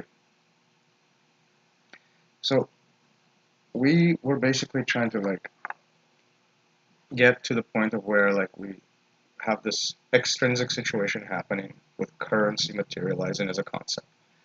Right. It spills out into the environment. That's an interesting part. It becomes part of our environment that we take it in and it affects us. Yeah. So automatically. Once we record how much grain we had, we have a record of how much grain we had. Like that sort of thing. It becomes part of that the narrative now. Very simple. It's not profound. Blah blah blah. Yeah, it's the neurosis aspect of it. Well, these papers are here, so I better fill them in. Right. Because I did last year too, and everything worked out fine. So from here we can see how the idea of sound bites being formulated by this new market medium are now materialized. Not only materializing, but that's what you're talking about. Now that I've recorded how much I have, Yeah. that soundbite comes back into the narrative. Right. So it's its own producer and its own consumer. Where have I heard that before? Mm-hmm. Society of the spectacle, perhaps. So yeah, you get there, and then how do you manage all of this? Right, like you have all these hodgepodge instances of ego. How do you formulate a world with a matrix and agency around that so that it all makes sense? And by that I mean just like a view of reality, if you will. Mm-hmm. Well, some of the sound bites are painting the global picture, and some of the sound bites are painting the individual picture. Are you talking about the market myth? Yes, market myth and Like agency painting myth. the picture of that, yeah. And agency myth. Because we need, if we're not aware of something, we don't have a model of it, how can you act at all in relation to that? And if it's a critical piece of the world. Yeah, so how do you keep currency being currency in your mythology? The sound bites that justify currency. So one of those is that currency is the solution to barter. Well, obviously. Right. Yeah, and so you got this dump, this landfill of justifications. So the soundbite doesn't have to be like correct in the accuracy sense. Right. It's just the soundbite. And this is an admission of a non-ideal world, basically, where sound bites are just memorable chunks of information. It's basically a meme. So here's how this is different from before. Remember, myths are the stories you believe, and what you believe is what you end up doing as a consequence. And if the myth is not isomorphic with the natural world, what you'll be doing is going to actually, nature will quote unquote punish you. You will get punished anyways, yeah, right. Systemically, because the natural world is not very forgiving. Has its own ways, yep. You remove that. You delay that. Right? Like this is what this myth is doing. Which myth? Market myth. So the market myth is removing. So the market myth is removing that consequence of immediately succumbing to having a shitty myth. And that myth is saying I can get my needs met if I just do this or that. And it's doing that through an artificial mean, which is surplus and delay or neglect. So those two elements didn't exist before. Right. The reason we can rest easy in our minds is because we know these things where we are needing are being literally stored in mass surplus. And how do you formulate that myth? You create regret and anxiety for past and future for that to be maintained. Right? Like when a famine happened because we didn't store it correctly. That stays with you forever. Those types of stories, right? Mm-hmm. So notice how the story is now oriented towards the currency, the commodity, the dream, meaning it's stepping away from the moment. It's by use of surplus for future. Yep. Neglect for past. Fill in those spaces with anxiety and regret in terms of narratives. Market myth. This is a different myth, isn't it? This is like ego myth. Yeah. What the person is doing within themselves. Usually when you fucked up, you paid for it then and there. This is the myth of the ego, I think, isn't it? Yeah. Here, so the difference is that when you fucked up before, the consequences were immediate, then and there, and once they were over, the situation was over. Everybody learns and potentially does better. I mean, I'm not saying it's perfect. There's not going to be a repeat or something. But yeah, this is a nobody's going to dwell on it. Basic idea that nature teaches us. Yeah, dwelling on it isn't going to be very helpful on its own. Like if that dwelling is warranted, like in, let's say, a future conflict, sure, whatever. I'm not talking about like removing it out of the picture entirely. Where anxiety and regret existed before the system. The difference is that when past and future are only anxiety and regret, that's hijacking. So now, instead of like reaping immediate results from your misbehaviors, if you will, what happens is that you're labeled and you're given time to fix and to amend and to fail to do so, to get a perpetual and more and more and more into your situation before anything actually comes back to you. Of course. That's why everyone ultimately believes, okay, society works. It's okay, we're going to be because fine. The responses are so delayed. Yeah. So we can be callous and prancing along until a disaster strikes, and then we move on a couple days later. We can afford to be callous, we can afford to hate, and we can afford to get attached to whatever the fuck we want. Yeah. So now we have an immature mind that doesn't know how to deal with narratives, that doesn't know how to deal with numbers, that has to deal with numbers and narratives, and all of those bubbling up emotions that are being utilized onto a fucking ledger to dish out rewards and punishments so that your hate and your attachments are carefully curated for you. So it's like, yes, we really do know how to navigate by narratives and numbers because we do it, but without any real understanding. It's the piecemeal. This is the meta-narrative being obfuscated, where everything is just sound bites, a pile of sound bites. They don't ever arrange into anything more than this flaming shit stack in the sky that we just keep trying to build higher as it burns while falling so that we won't hit the ground. And we don't try to put out the flames or slow down the fall. Right. We just keep trying to build further up. So that's the image of the conspiracy. It's like a conspiracy to launch the fucking flaming shit stack. A myth of progress. It's never going to work. It's the Tower of Babylon, isn't it? That's same. That's what imagery I have in my head all the time. Yeah. I've never like formally tried to connect that, but that's why it's that. Yeah. Yeah. It's a fall and the hubris of ego.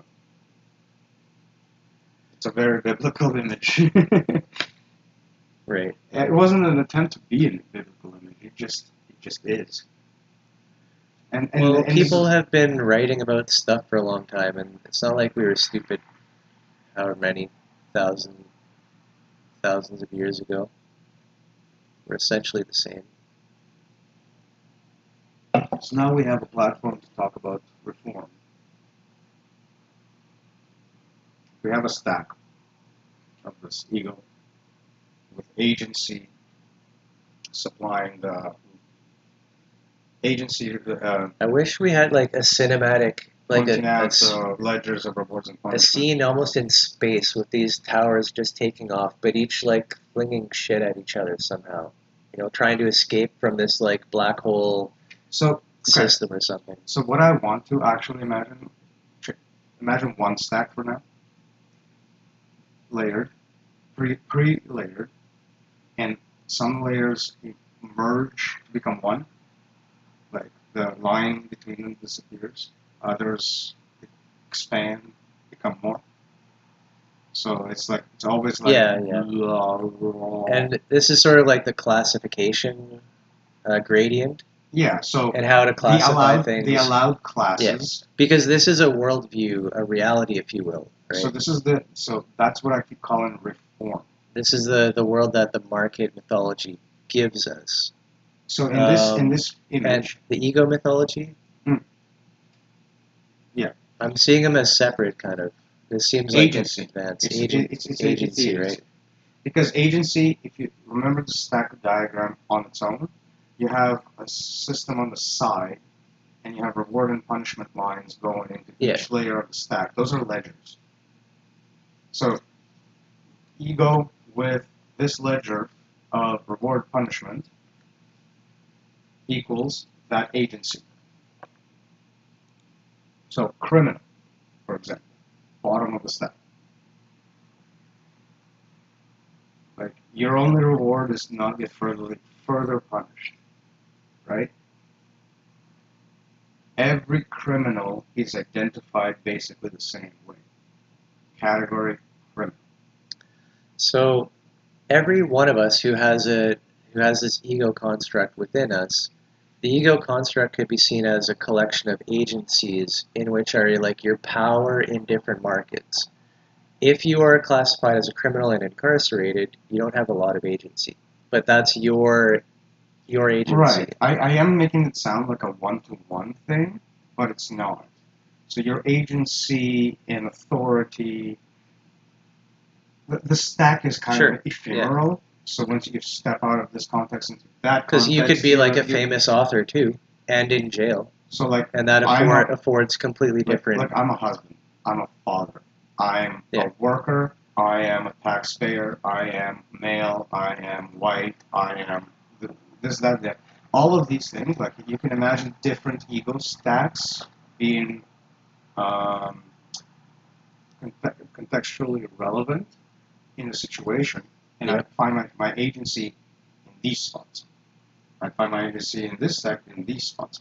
Usually, this is all kind of like fluid, and because the interactions are obfuscated. Let's say you bump into a stranger on the street and they get really offended, and they're ready to fight you. Have you been doing weightlifting, muscle, anything? Have you been getting stronger? Are you fit? Do you do this kind of stuff? That's a good way to have you been doing any kind of martial arts training? Because that's going to be the next layer, which depends on the original. Yeah, right? so in that moment, you calculate and you move your forward. Position. Sure. This is the natural way of the natural thing that got hijacked, showing its head, if you will, in our everyday sort of experiences. Right. This experience would have been old as time. Yeah. So you bump into somebody. This is the whole teeth and claws picture, right? Like, of course, you have to make those kinds of calculations on the spot, the conceited calculations. Right. I am better, I am same, I am worse. Correct. But if that is the only calculation, and all of self-narrative is formulated by that calculation, all you have is ego. In that moment, yes. And there's no difference in one ego from another because it's just that calculation. And this is the crazy part. We get used to formulating the world, our worldview and ourself in the world, in the context of the ego, meanwhile forgetting almost everything else that's possible within the context of the self.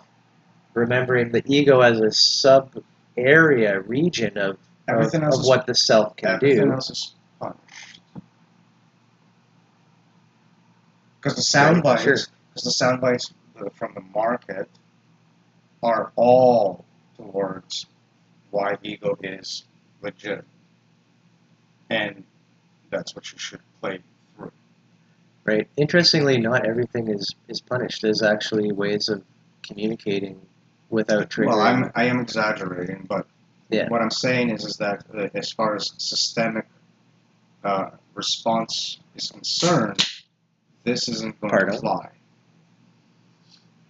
for it. It's going to be like, it's going to have to move that agency down. Depends on the specifics. Where it has no power, if you will. But what I mean is... so it's entertainment. What I mean is one can avoid being classified as a certain thing by the system and therefore being punished. And this can be a skill or potentially lead to communication because you don't trigger certain things. This is a whole maybe like Matrix Kung Fu shit. No, you can't not be classified by the system. I don't mean not classified. I mean not triggering certain things. Yes, that's valid. That's what I was saying. Because of course you'll be classified. The idea of if you try to like declassify yourself, you will find yourself in that category of criminal. Yeah, the worst. So that's not. Right. Yeah. It can't be the suggestion. No. To anybody anywhere, if you try to play the idea like you're outside and above all of it, you're some kind of just bullshit or charlatan. Well, let's not call people names. That's what I'm saying. It's like that's where people jump to, right? Oh, you're so special, not swayed one way or another. Yeah, no, that's not even possible. That's not even a suggestion to that is being trying to communicate. Think about right. It's just outsider classification will happen. That's totally valid. Yeah, and the ego stacking will reassert itself, despite whether or not you like it or not. Like, see, me and you talking about it and realizing it and all that bullshit doesn't actually slot us out. The only way to reliably do that is to repeat sound bites, like ceremoniously, like a ritual repeating of sound bites. Kind of like every 2 weeks on a YouTube channel? Well, sure, yes. But I'm talking when you're encountering an oppositional, like within who's somebody who's very motivated through political or whatever type of scheme, they're going to try and paint you as the opposite, right? So oftentimes, I'm just saying, from my observation, one of the only ways to reliably tilt the scales in your favor is to repeat in a ceremony certain sound bites, essentially, as casually as possible. But right, you need to create a bridge. It's actually a natural thing. Like you need to create an understanding with that person that yes, I understand your leanings of this way. That's how you bridge. You have to do that. Okay. It's like pandering. It's a pain in the ass. But this is a route to a relationship and a conversation. You are touching on what is termed as synchronicity. What the attempt is to do is to have the interpretational apparatus of the stack you're sending your sound bites to intercept them in a way that not necessarily feeds the whatever mythology is already present. And right. That's where the speaks to something deeper. Yeah, but this is where the call is very tall, or the order is very tall, rather. Because that apparatus that resonates is not likely to resonate in any other way than the way it's been fed. Yes, that's the neurotic pathways of typical engagement. So, yeah, there's but it doesn't hurt to theorize, basically, or practice. No, but this is where the whole idea of talking about left and right starts to actually be useful. Because behind the left-right structure, there's the whole oppositeness underpinning. Right. And the sound bites need to resonate in such a way that instead of like bouncing the ball back and forth between the two sides, needs to dig deeper into the self-replicating ego stack structure. Right.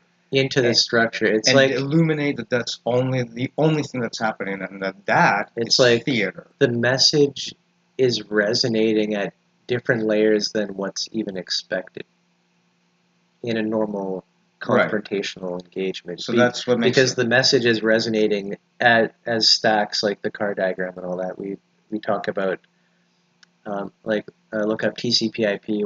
What is it called? The IC no the TC. There's the networking stack, the OSI model. OSI model, yeah. Yeah, same idea. So you can speak on and resonate on different language layers than this political confrontation layer, and you can say something that sounds good to the political confrontation layer but resonates also with deeper parts of the stack. Sure. And that's where you find that grounds to communicate. Which makes the order very, very fucking tall. It's different. Because you're not talking about the top floor, you're talking about the whole fucking building. There's a lot of the whole skyscraper. In that, there's a lot of apologizing. Let's just say it like that. Sure. To even try to do something like that, you will be apologizing over and over again. Or qualifying. And just trying to keep re-bringing it back. I'm not trying to. I didn't mean offense or these kind of things. This is not the direction I'm taking. This I didn't mean idea at all. in that. I didn't mean at all this. And just yeah. Interesting field. So the difficulty there is that the mythology of the system or the market machine is pure left-right antagonism. So the soundbite choice to do what you just said doesn't even exist really in that framework. Yeah. So yeah, there's there is an overlay. There's a crossover though. There is some. There has to be. There is an overlay, yes, but that's why we call this mastery. It's not something you can even if you're a member and you grasp it, so to speak, right? The idea of being a member. Yeah. It's not like you can just yeah, this is the problem. Everybody listens to you. Do you understand now? So yeah, it's more like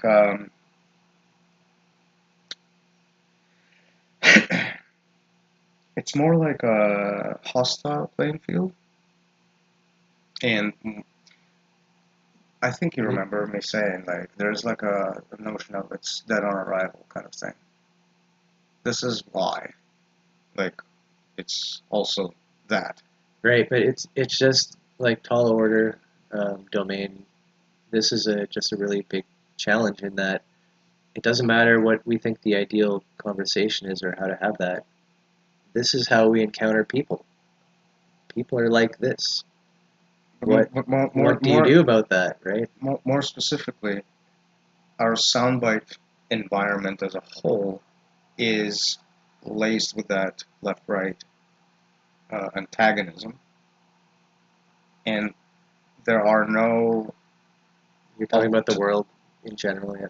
The modern myth, the stories people actually believe right now, sounds small. Our karma. So from that perspective, what is the problem is also that there are no sound bites that we can use that don't also reflect some kind of charlatanism. And I've mentioned this in different ways many times before. So no matter what the soundbite is, it's going to land ourselves in the left-right political narrative, which is becoming more ubiquitous at this point. Well, if you want to talk within what people are talking about, then you can't win. Yeah, you can only do things like affirm, deny, or be labeled a centrist, essentially. Right.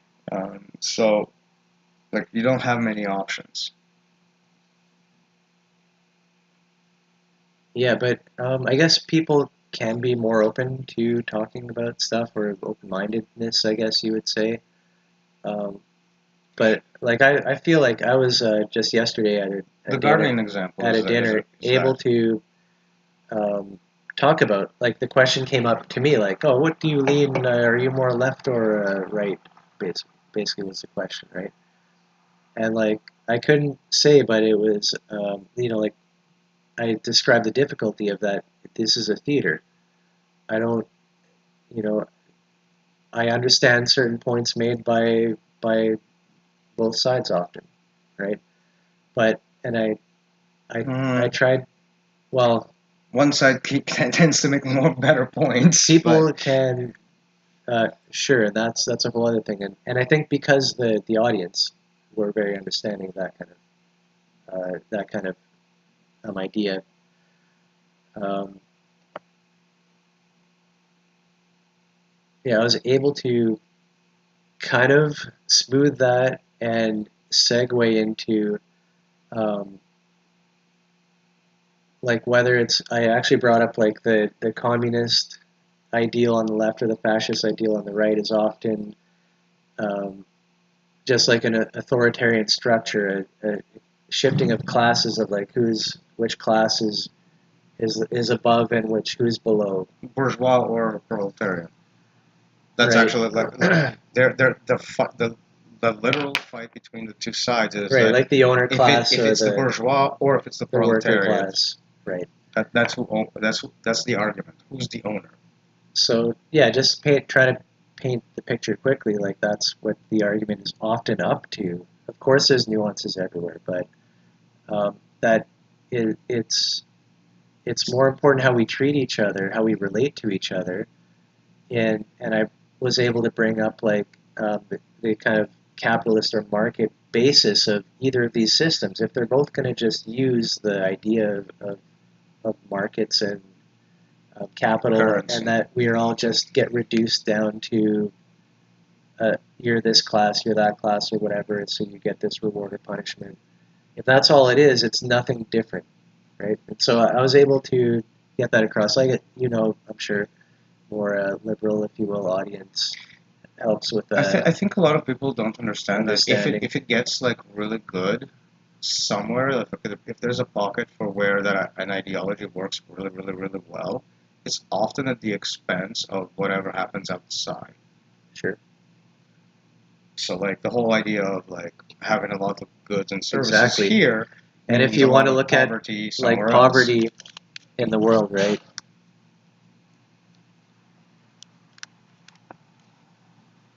So like That's huge. it's awful. There's a shit ton of Externalization. Yeah, that's another way that it comes up. Externalization of Misery. how did they say of loss? Externalization of risk. Misery. I thought I've heard it like a term. A company's primary, in the way that they're structured, you could look at it and say they're trying to externalize as many costs as possible. That's a cost. Yeah. Cost is the word.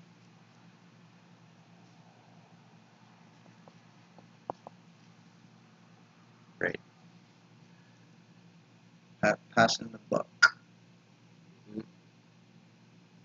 So yeah, it's like a totally untamed, wild. Like it's the breakaway civilization. It's a tumor. It exists within us, within our very self. It constrains and conforms our very self, to a subset of behaviors based in the market. Yeah. And that's what we do.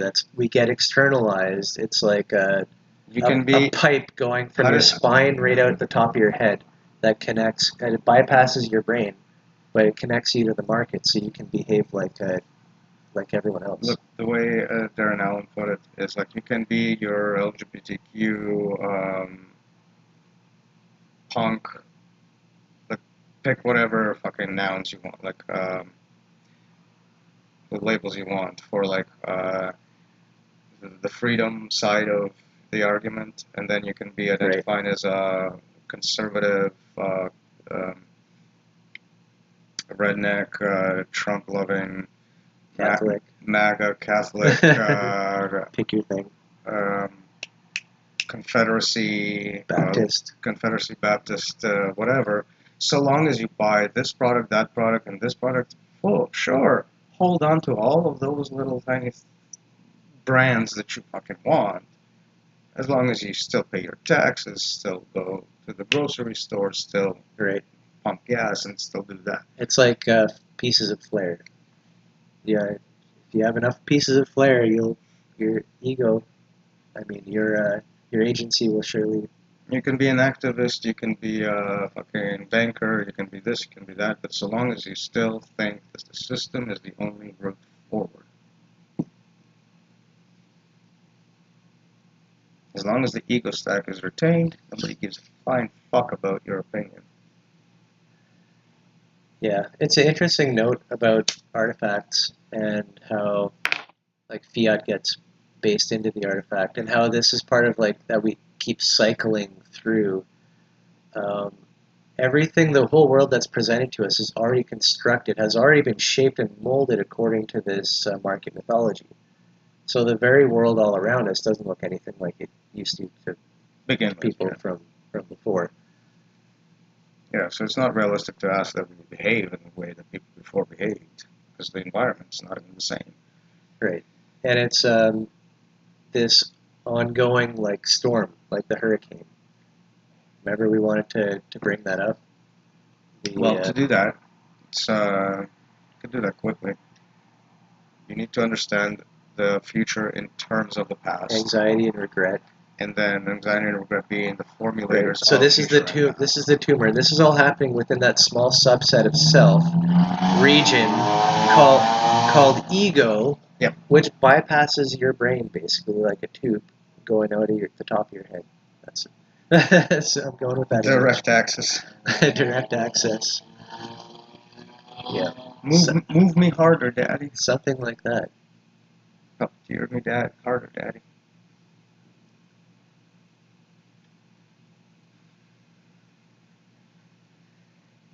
Yeah. All right. So, to understand what the fuck I just said, we have a past and future.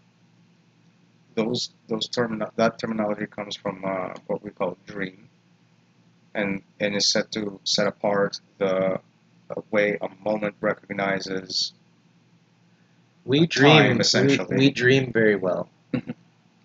That's Yeah, marks not humans the waking dream. as quite different.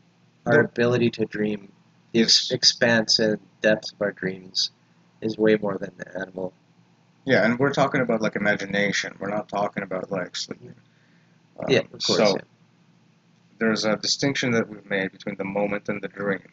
The moment is like each individual happening experience, and Right. the dream is the stitching of it, and the stitching of it goes into the past, but that past also formulates the potential of future.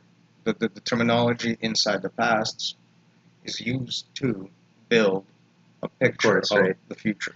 And we're talking about the brain chart swooping up through artifact and affect, aren't we? Yeah. And because this and is presented to you. This whole dream, the dream is given to you from below, kind of. Right. The artifacts. And the moment processes it automatically. The dream builds up artifacts, and then the artifacts are running machines, so the moment continues. Yeah. That sends signals back. Yeah, that's wild. And so it can be rebuilds changed. And rebuilds and rebuilds. It can change over time. It's a living, changing system. Mm-hmm. And what we do is inject, quote unquote, model along with our existing mythologies, whatever we believe, inject model so that these dreams that are coming at us also include this. Oh yeah, you could think about this more.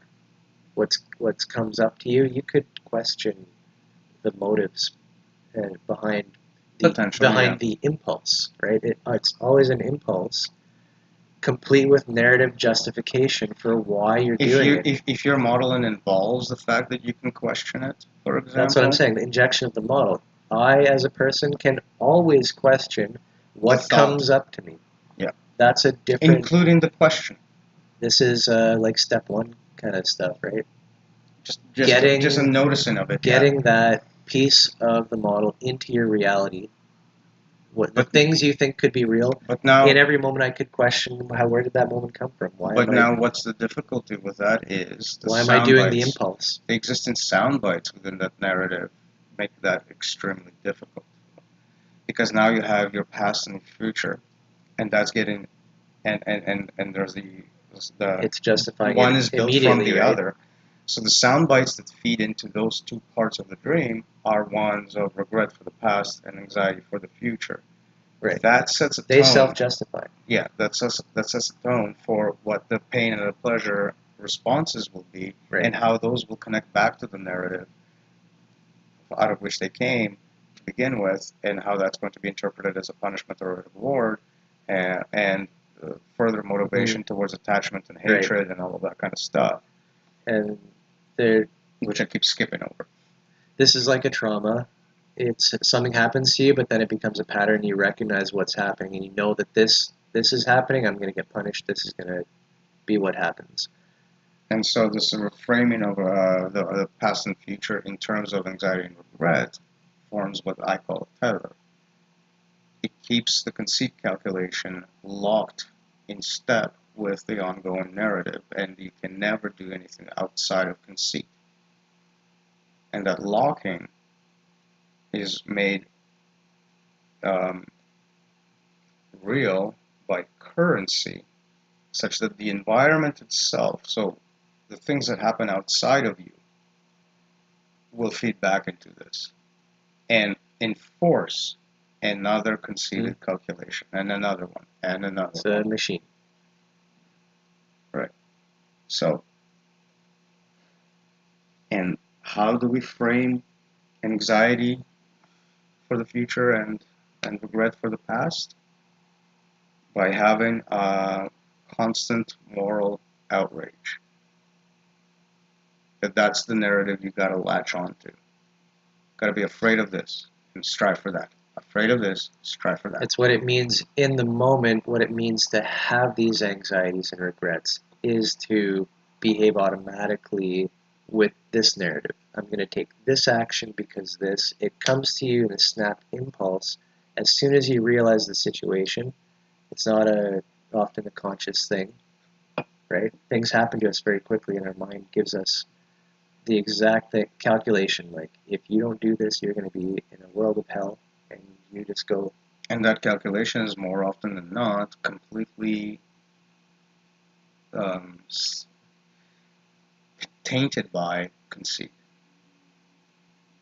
and and its connection to value, and it's always going to come out as self-navigating the narrative as an ego. Right. So conceit is the thing that mainly got hijacked. And it's very lucrative. This operation.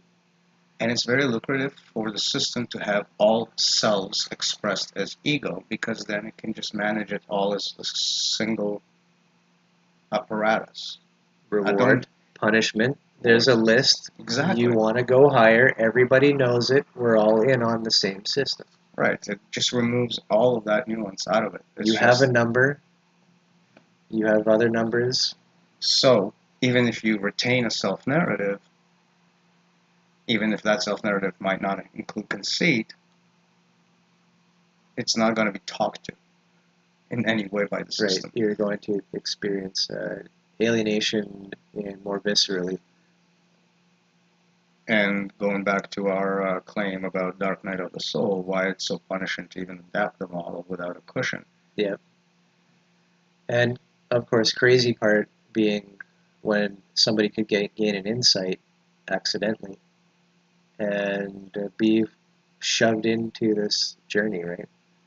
Into the underground, if you will, of the hero's journey. Let's just use Campbell as a authoritative, generic source of what the hero's journey is. It's a model. It's another model. Yep. I like it. Useful. The return being mastery. The issue there is that there's no... If you're getting plunged into that journey, right, we don't have any myths anymore that help. We have some mythology from Jung, and we have some mythology from, like... I get it. You're saying he's not Campbell in this work isn't constructing something that we can use to actually do this. He's just describing what happens to people. Yeah, and they're still left fucking clueless Right. if that happens to them. Yep, and in Buddhist terms, traditionally, the acts of like generosity and giving and this kind of stuff, and humbling yourself before you can even like really get to the temple, like to the core of the temple, Yeah, before you can really even meet the master. I guess you kind of go through this physical process of what it's like to give somebody freely something, or yeah. to do works of just for people, By and look freely, at them, smile at you, and thank you after that, and that's all you get. yeah, but freely given means like zero further narratological attachments. Right. The object Practicing is that, gone. yes, which is probably, yeah, that's part of the process. If you can't even really imagine that, well, yeah, think family history, like most people can kind of, And some people didn't even have those kinds of families. yeah, exactly, so that wouldn't want to assume that. Yeah, but the idea is from that. The idea is from like the mother's milk comes freely, And as we talked about, the berries grow freely, as we talked about the gift economy, really, we're appropriating that even a bit in that this becomes the the bigger picture of economy.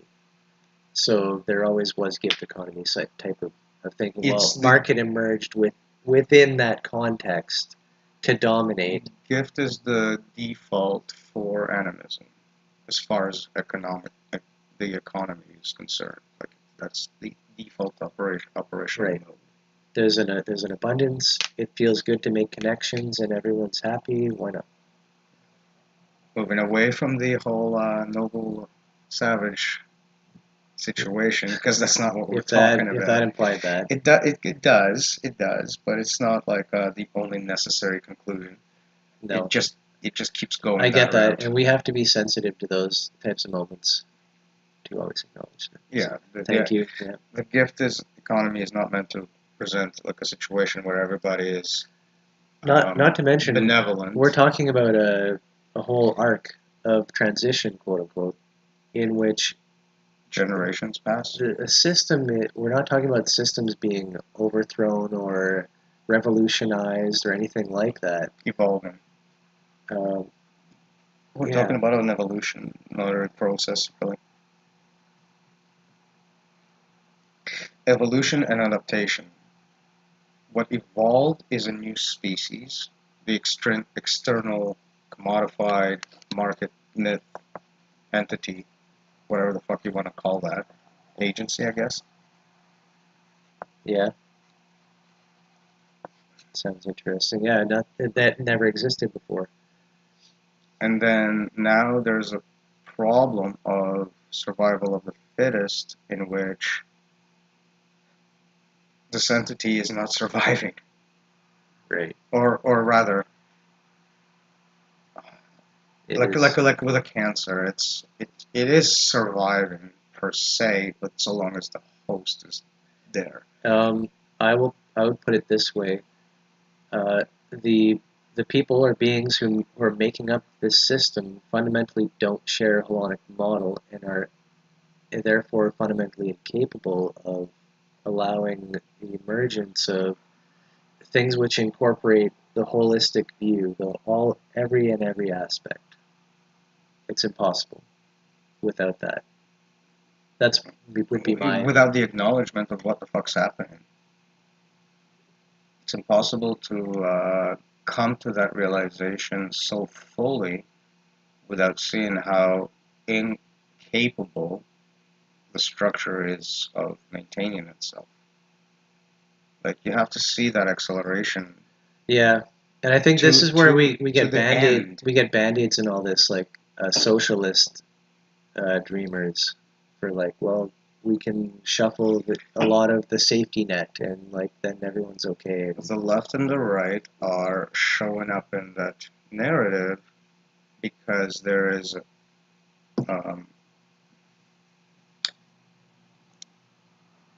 it's the model trying to reassert itself in soundbite form of the system, the market system. We have fundamental egalitarianism as this and that, right? Whereas the left and right divide is um, conservative or progressive. Right. It's not an and; it's an or. It's an exclusionary or. Does that mean we're a centrist? No, Filthy centrists. centrists tend to like not define as themselves as one side or another. We are saying we have to be both at the same time always. So it's kind of like it's a different argument altogether. Yeah, and it's also well, have to acknowledge an appropriation of our view of the political compass and all that. Yeah. Whatever. So with animism, you get that egalitarian fundamentalism. You get fundamental egalitarianism as one picture. There's a reason why I split the two and why they mean the same thing. Oh, we need to make our own a chart then. So there's an axis of fundamentalism and an axis of egalitarianism. Can we like recreate that? No, I don't want to do that.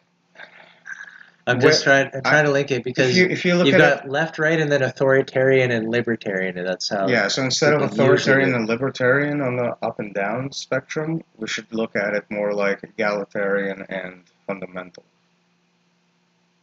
Fundamental is that these things must happen. Egalitarian is that the things that happen allow for this to happen, Okay, yeah. right? So it's like a narrowing and an expansion at the same time, whereas and it's together. It's not like you can't be more fundamental than egalitarian. There's no divide to speak of, like you have in the left and the right. So it's kind of like a different idea. So I call it above and below, just to like Fundamental being below. Yeah. Typically, egalitarian above. Is what the fundamentals give us. Relating to kind of like to progressive and fundamental relating to conservative, but we're talking about a different mythological framework entirely. And not to mention that these are just two layers operating in tandem, in a stack, animistic stack, a holonic stack. One is a mythology, one is the mythology on the ground. Interesting. So there's no difference between these got to be isomorphic entirely. So our terms, I'm just kind of wondering, we haven't really drawn this out or anything, but left and right, we put progressivism on the left, conservatism on the right, and then above and the extremes, egalitarianism. We have also extremes. We have communism and fascism. Which is wild, because egalitarianism being at the top is like almost opposite of authoritarianism. But the reason it's usually authoritarianism is at the top. But the reason it's at the top is because like the rest of the complex adaptive system apparatus, this is the you archetype. have your simpler stuff making up the more elaborate stuff, and the simpler stuff is more limited in the way it has to structure itself to cause the pattern on the upper layer to be free. But once it does that, it's free. Right? Like once we develop the ability to use words, we're free to have words. Once we develop the ability to narrow down words to a language, we can have different languages. Right. There's never an actual scarcity. And this is like a fundamental reflection or an archetypal reflection at the core, which becomes self-similarly replicated and seen in larger structures. Right. The larger structures should have more potential, not less. But they are more constrained by their fundamentals. So even though, but that here's my point. We can constrain the number of symbols that make up letters. I think to give us the freedom to have as many words as possible pronounceable out of that set. You're describing holonic model in its foundation, and specifically holonic stacking, I guess we would call it, the stacking of layers. Mm-hmm. Complex adaptive systems through and through. And grammatical capacities, I guess. The C word. Capacity? Oh, right. The other C word. From, hey, I'm not, I don't really care too much, but No, me neither. It's not a personal thing for me. I do prefer in general to avoid branding. Same. Just because. No, same. It's just that there's no other reference point. For anything, in most cases, it's like trying to be a shortcut, and I'd rather just explain. Yeah, there's literally zero other reference points to do this work. Like if we're talking about grammatical capacities, that's a great reference. It's just there. Yeah. Work done. This is sort of like a computational proof of a concept. Of the structures. If anything, that's what it's being used for. Proposing. It's not a proof of concept. Proof of concept. Yeah, it's not even a nod. As far as understanding of anything. I actually don't know enough people who are involved to say anything about what happened.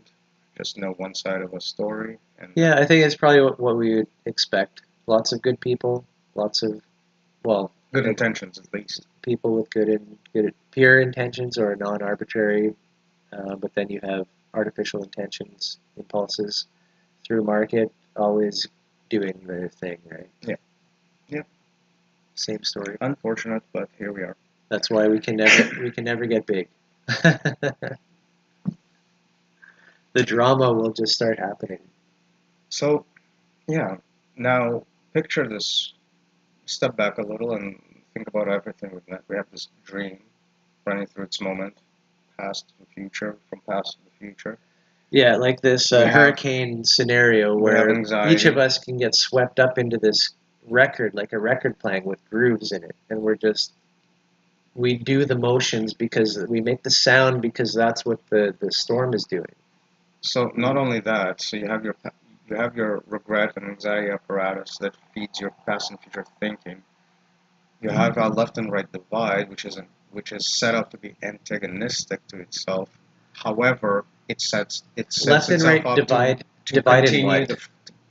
A divide in what? What has been divided? I feel like you made a skip from a personal sort of feeling of this record being swept up in the ego and right overall. Divide is part of the current narrative that is explicitly being mediated to us. So projected, if you will. So the projected myth, if you will, currently comes to us from the media is either left or right. So to take advantage of that divide, right? I'm going to that statement needs to be qualified, but I get what you're saying. I like it. No, it's not meant to be difficult. Like I said, it's not meant to be philosophical or deep. It's just trying to utilize tools at hand and go from there. So the presented mythology from the media, as it is that there's a left, there's a right. The left is the extreme left being the communistic, the extreme right being fascistic. So you have that. They are set to be entirely antagonistic, and your job in this scenario is to be perpetually morally outraged of the other side. Yes. So, in other words, to be a mediator of justice, quote unquote, in the system, ready to dish punishment. That's the purpose at any point to ensure that agency in local settings on your own, dish out justice. Right. So that way there's no conspirator that controls you. You are just the agent of the matrix as it is through your soundbite mechanism. You are left, therefore right is wrong. There's more nuance to it with real people, obviously. I'm not trying to say that there's leftoids and rightoids, although there are. I like those terms. But I'm not saying that like everybody's in that boat. But the soundbite mechanism. The media presents it as if there are leftoids and rightoids only. The media presents that, and people communicate using that mythology, whether or not they believe that or not. Yeah. They still use the idea that left is not right, and anything from the left is wrong. This is an Or extension of agency mythology.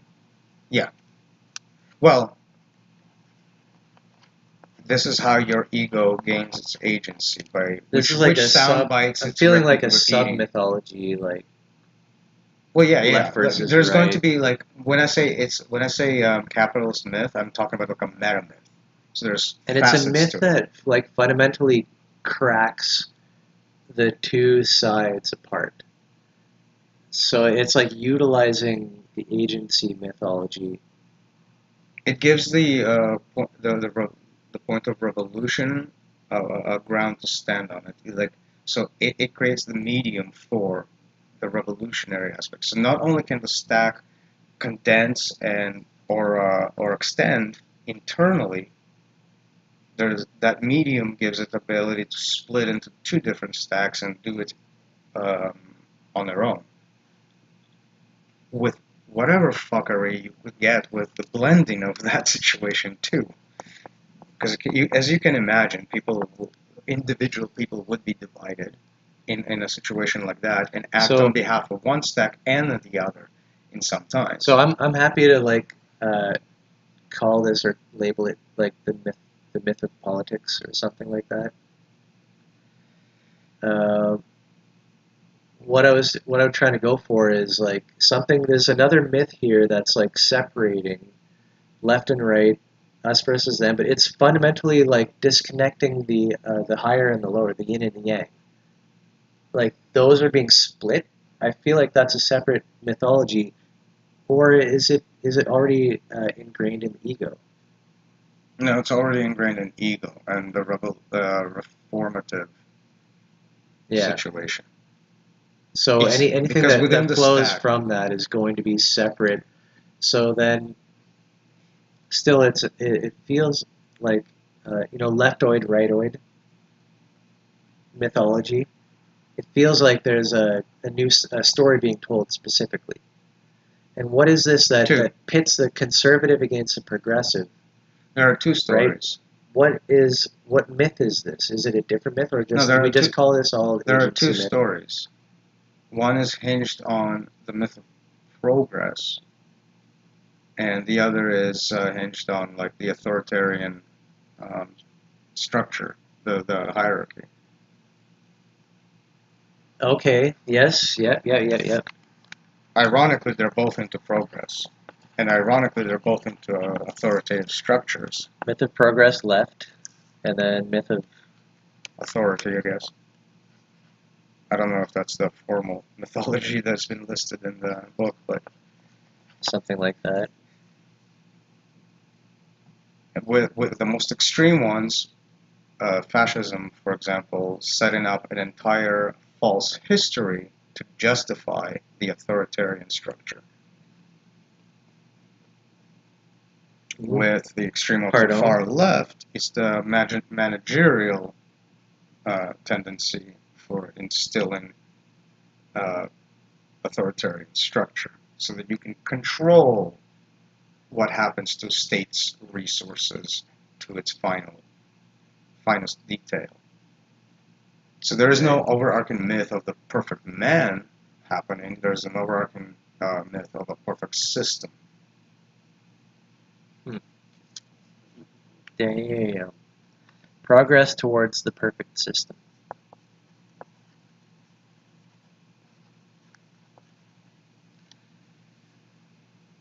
Yeah. Oh man. Actually, we're almost. It's actually 5 o'clock, so we're pretty much going to be peacing out. Um, Yeah, we should be done. I feel like we hit lots of pay dirt, if you will, in our expedition. Mm-hmm. So, Well, the only thing I want to leave you with is just an idea. Is like you take all of these sound bites within that whirlwind of anxiety and regret. yeah. Do you not? Do you see like how that could tether into a narrative of like I must sell my ego, I must sell my ego, I must sell my not Yeah. must sell my ego, sell myself, That's the solution. and that becomes ego. I must sell myself. It's an inescapable it's an inescapable condition. Normally, yep. We're not just magically snapping our fingers and suddenly the economics of how our supply chain quote unquote works gets fixed. Right. Right. We're not in that position where you can think your way out of In it. fact, we're only in the position where this can be qualified only as entertainment, effectively. Yeah, we should have picked that. No, I'm just kidding. No, I really enjoy just exploring this stuff. It's great. We always have our beers too, so that's It's to ensure that nobody takes us seriously. yes, it's actually a disguise. But yeah, we're just average Joes drinking their beers, Smoking your smokes. having a good time. Yeah, it's been fun. So what would you call the conspiracy at this point? Um, Mechanical? the conspiracy to promote the market. It's self-feeding, right? Like it's got no. The conspiracy to promote the market. It creates charlatans, but it has no charlatan. So we were saying before a soundbite, the conspiracy to obfuscate the meaning of value. There might have been one more of there. To obfuscate meaning through value. To reduce meaning to number, to reduce the words that make up meaning. The value mechanism numbers. is being crippled. Right. Yeah.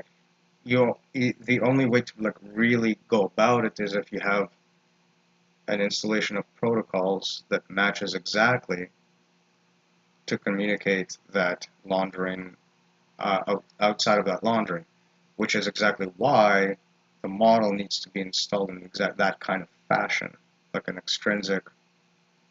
Here's a bunch of diagrams for you, interpret it this way instead, to get the correct resonance, if you will, or a synchronicity. Well, I think it's a bunch of words that probably meant absolutely nothing to everyone. We may have one more part. I feel like I've been feeling encouraged or good about making these essays, and even I read an essay to you before this, and you were like, "Yeah, that's kind of me." It's just it was missing a few key parts, but which we just added, and there you go. Right? It's always like that. Nice. I sometimes get those too. But yeah, Ryan's gonna be here soon, if not already. So let's call it one. I feel like we have one more for this part. Sure, because we didn't get we touched on the now what, but how do we land? Yeah. Now that we have that shitstorm built up. Right. So how? I like that we identified that the market mythology is something that exists within the context of a mythology that was always already there. It's actually kind of a restriction of that mythology, the original animistic mythology, into a subset of itself. A bad one. And because of that, we can become aware of this larger mythology and utilize things outside of this. So, and we were talking about brain chemistry and all that. Neurons are all firing in this little ego shell. Meanwhile, the self is sitting here dormant half the time, doing nothing, wishing it could connect with people, right? Still being there, giving us pain, but we like the world isn't set up. Isn't set up us pain for neglecting it, right? And we keep due because that's that's what it's about. With the market myth. One of the easier ways to identify how fucked up it is that the ego stack is an attempt at the complex adaptive stack. But what it's stacking is a self-same ego. The thing that it's stacking doesn't change at all at any of the layers. I find the interesting part is calculations can always get made right on the fly and change and be anything. Like it's such a volatile. It's stagnant and arbitrary. As opposed to, I was reading that essay, like the self, which is creating long-term narratives that are grounded in experience and all this kind of stuff. Whereas the ego can just snap and switch on the fly and be like, now I'm this, now I'm that, and just go through like these Oh, this happened to computational you? Oh, it's a regret. Oh, now computational that's an maze, anxiety now. right? Like we have, it's almost impossible to try and unpack the actual content of what this system has created, what this myth, how this myth has shaped the world in us. It's I don't almost think we should impossible. unpack it. I don't think. No, I think it's a mistake to unpack yeah, it. no, I agree. It's a distraction This to came up. unpack it. This came up in chat. That is the distraction. Yep. And it's actually it's a hostility because that type of enumerating is intended as a punishment. It's sort of like shame often. Like we say, how could they do this? Like, look what happened. Look what they did. How can you not You're condemn trying that? to punish. You're just trying to punish somebody How could you not condemn that atrocity? with the content of right. Somebody must be punished, right? It's totally understandable. But anyways, with that, we're gonna peace around out here. Catch y'all next time, and be well.